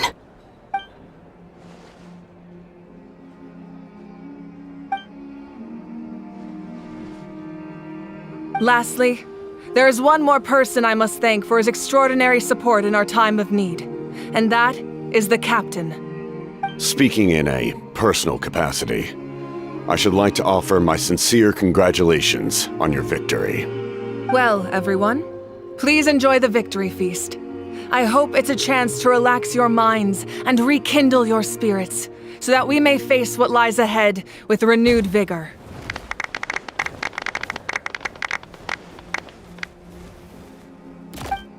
You did a great job, Kachina. Oh, you're much more confident now. Seems like winning the pilgrimage gave you a real boost. I spoke to your mom and dad. They were singing your praises. They said the world's your oyster now. How are things at the people of the Springs base? There are some casualties, but the overall mood is very positive. I reckon they'll start rebuilding pretty soon. Same situation for the Children of Echoes. Oh, that's a great idea. Let's do it together. Let's hope that their sacrifice marks the beginning of a new age for Natlan. An age of unprecedented peace. Unless you want to get punched in the face. What is it with you, Ahau? Why are you so incapable of being nice? The Collective of Plenty was the furthest from the Abyss's entry point, so they didn't have as many monsters to deal with. From what I hear, they got off relatively unscathed. But it might have been a different story if Chaska hadn't gotten there when she did. That's good to hear. All's well that ends well. I must congratulate you on your efforts during this war. I'm told you have proven yourself to be an outstanding adventurer and warrior. You remind me of the Prince. The similarities in your approach are striking, especially when you told me you wanted to win. I hope you will see him soon. Hey, Auroron! How are the Masters of the Nightwind doing? Granny Sealolly's been there the whole time, and she's a tough one. I think we should be fine. I'm sure there'll be some patching up to do, though. That's a job for the young folks. I should probably head back so I can pitch in. Do you need support from the Fatui? Probably not. There are a lot of older folks in our tribe, and I suspect they would find your comrade's presence a little distressing. Right, 'cause often they look like a bunch of intimidating thugs. Well, Also in my tribe, excessive use of elemental energy is bad for your eyesight. Oh, right. Okay. Ah, welcome. You seem a little out of sorts. Are you just tired, or...? I guess I am. You know, when I was up there in the sky, I could see all of Natlan stretching out below me. People everywhere, giving everything they had for a chance at victory. If only I'd been quicker. Maybe they wouldn't have... And Koichi, maybe she'd still... I'm sorry. Now is not the time for that. Fruit juice, right? Make it a large? True. My 500-year plan has almost come to fruition. Just one last step to go. Namely, my final battle against the Abyss. But battle is second nature to me, so I'm not feeling a huge amount of pressure. It was so awesome. The way you exploded that thing in the sky with one almighty punch! Are you always gonna have that kind of power from now on? Oh, that was the Divine Throne unleashing my full potential. And it was only temporary. I can't wield that power for any length of time. My body wouldn't be able to handle it. Likewise, the amplified power of the Ode of Resurrection was also temporary. From now on, it's back to ancient name-bearers only. Correct. We dealt the Abyss a critical blow. So for the time being, it's too weak to sustain regular invasions. I hope the people will be able to enjoy this period of peace. Or rather, assuming all goes to plan, eternal peace. We've had centuries of war with the Abyss, and it's high time we brought that chapter to a close. Anyway, there's something I've been wondering about. I know you've been at the center of some major events in other nations too, and fought many powerful foes. In this war, you were in the thick of it once again, dashing around tirelessly, supporting the fighting on all fronts. So tell me, what drives you to do this as a mere traveler passing through? Why risk life and limb for a cause that's not your own? Wait, what's this got to do with Paimon? She's just showing how much you mean to her, in her own way. What I'm really trying to say is, I would love for you, with your extraordinary talent and your sense of justice, to join me in this final step. You and I together, finally putting an end to the ever-looming threat of the Abyss. But I also don't want to take advantage of your good nature and readiness to help others. The final battle will be very dangerous, and you have the rest of your journey to consider. I'm sure you must be weary. Sleep well tonight. Let's talk again tomorrow in the speaker's chamber. I'll give you more details on the final battle, and then I hope to hear your verdict.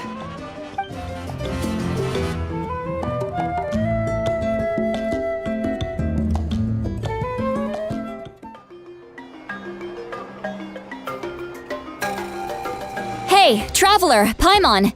There you are. I've been looking all over for you. Oh, hey, Sweet Lolly! What's up? Listen up. I have something really important to tell you. Are you serious? Natlan must pay the price for Mawika's use of the Ruler of Death's power. That price is death. And only Mawika's death can clear the debt. I had thought that the Ruler of Death might have a change of heart after seeing the people of Natlan come together and fight so bravely. But even now that the war's over and the threat to Natlan is gone, it looks like that death is still set in stone. I had to know your thoughts. I want to save her, but I can't do it alone. Okay, good. That makes me feel a little better. Thank you for standing up for us. There's clearly something special about you, so if anyone has a chance of defying the rules, that would be you. Oh, and please don't breathe a word of this to Mawika. I'm sure she's well aware of the cost of using the Divine Throne's power. But if she finds out that anyone else knows, it could ruin our chances to help. Got it. Mum's the word. Alright, that was the last major item on my to-do list. Now, since I've come all this way, I think it's finally time for a well-earned drink. Go easy, though, yeah?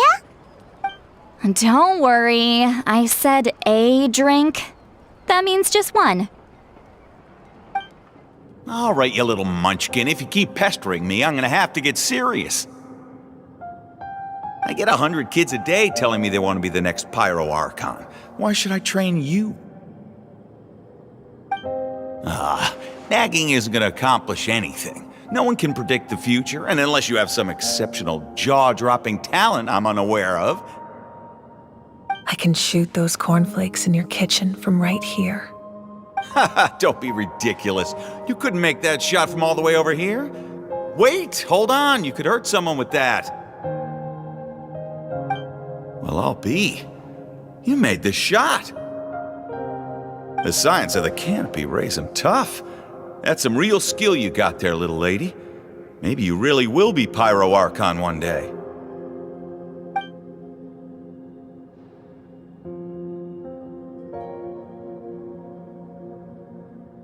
See this? I'm the first one of us to get an ancient name. And it's not just any ancient name, but Mollypo. If you ask me nicely, there's still time to join my team for the pilgrimage, you know. No need to scowl. You lost and I won, it's no big deal. You want me to be happy for you when your turn comes, right? So cheer up. I'll get my own ancient name soon enough. And it'll be an even better one than yours. Oh, really? Well, good luck with that. What ancient name could beat Mollypo in our tribe? Unless... surely you don't mean Kiangozi?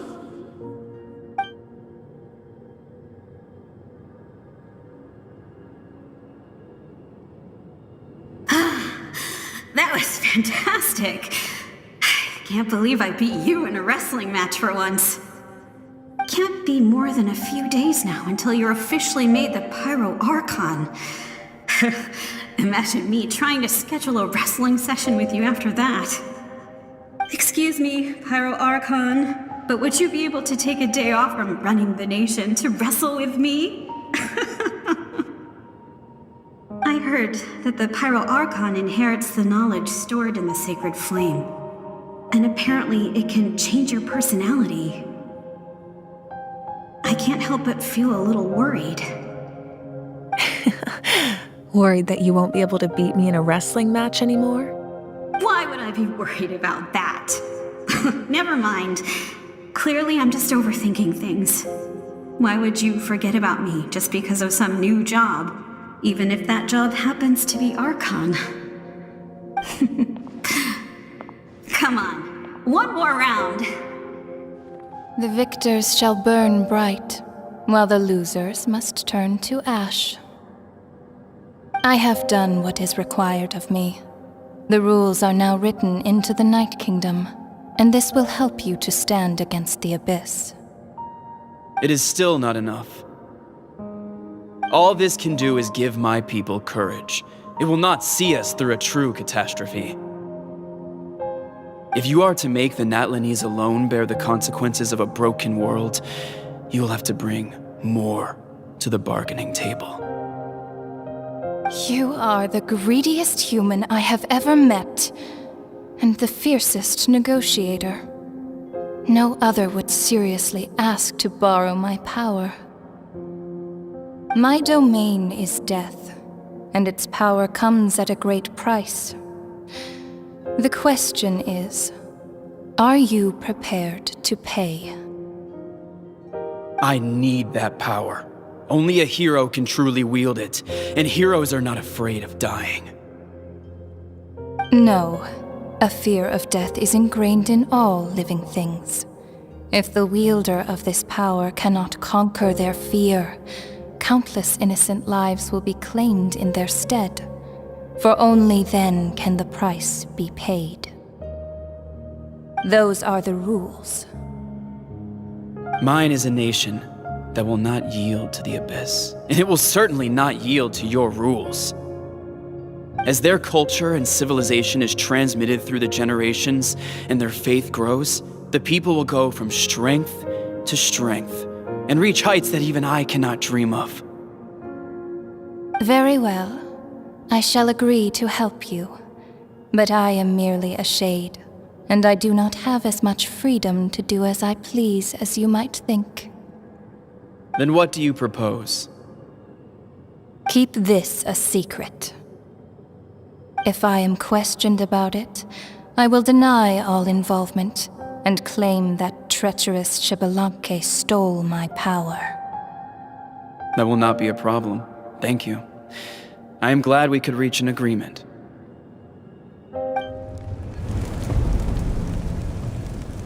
Come in. As you know, I've asked you to come here to discuss the task of wiping out the Abyss. Oh, but first, any progress on the ancient name? I'm surprised she was willing to help you, and by extension me.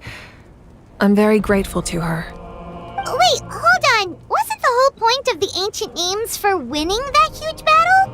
Why would the Traveler still need one by this point? That's right.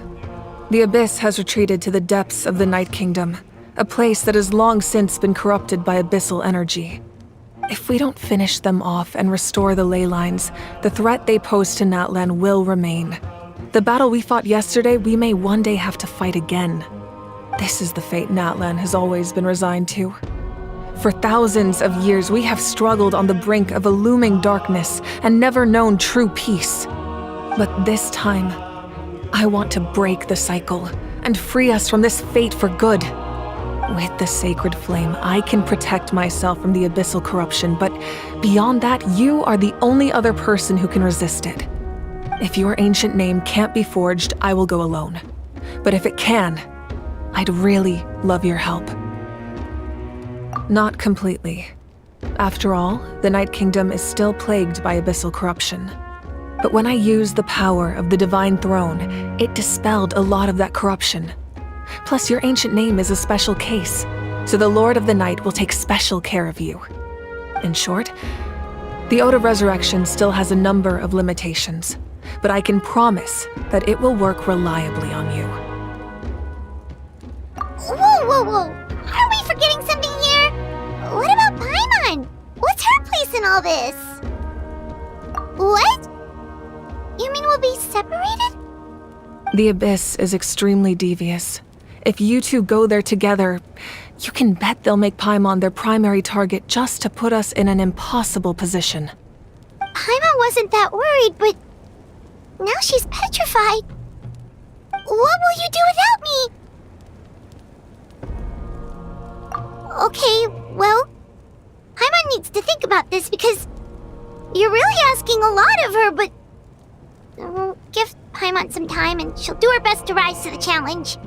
I greatly appreciate it. Everyone in Natlan knows how important this final battle is. You will be remembered and revered long into the future, until the end of time. If you have any other questions, please ask away. As I've said, if you have any other questions, please ask away. The work of rebuilding is underway, and people are flocking to join the effort. With everyone rallying together, I'm sure it won't be long before there's no trace left of the damage done by this war. The healing process, on the other hand, that's a bigger obstacle to overcome. Many are grieving, and there's simply no replacing the ones we lost. As the sun rises once more and we rediscover the ability to believe in the future, we must never forget their sacrifice. As I've said, if you have any other questions, please ask away.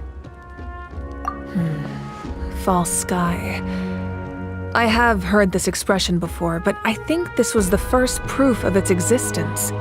I think there's a lot of investigating to be done to understand what the fragments behind the sky are and why they were hidden in the first place.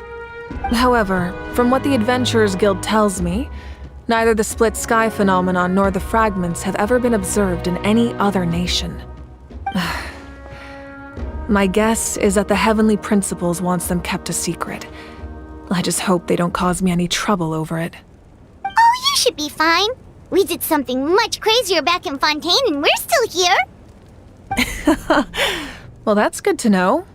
Anyway, the line I'm going with for the masses is astronomical anomaly. And I don't expect much of a backlash. Meanwhile, we can look into it at our own pace. As I've said, if you have any other questions, please ask away. That wasn't their souls we saw, but a snapshot of them in time. All the work of the ancient name engravers 500 years ago, who made some special modifications to their names. Their souls returned to the Night Kingdom long ago, and will have been reborn in Natland since, albeit in a different form. For all we know, they may have already lived many new lives by now. And so, even though we will never meet again, they will always be by our side in one way or another. I think that gives another layer of meaning to the phrase "no one fights alone." As I've said, if you have any other questions, please ask away. We have a temporary alliance, but I can tell that saving Natlan is not his only goal. Yeah, Paimon still doesn't get why saving Natlan would be so important to him in the first place. Unless he's just a good guy who wants to avoid another Conria. But somehow Paimon doubts it's that simple. I wouldn't worry too much. Based on all the interactions we've had with him and knowing more about his background, I have a lot of respect for him. I don't think he has any ill intentions. Now, we should focus on the final battle. As I've said, if you have any other questions, please ask away. The Outlander with deep ties to this land returns. And this time, he is alone. The power that the Pyro Archon used to strike back at the Abyss came from the Ruler of Death. From what I know of her rules, she will demand death in return. How do you know of this? I see. So, the Ruler of Death sent you on your long journey. Natlan still has a final battle to fight, and I too have a final foe to face. For the sake of those countless lost souls, and a hope for Natlan's future, I need your help.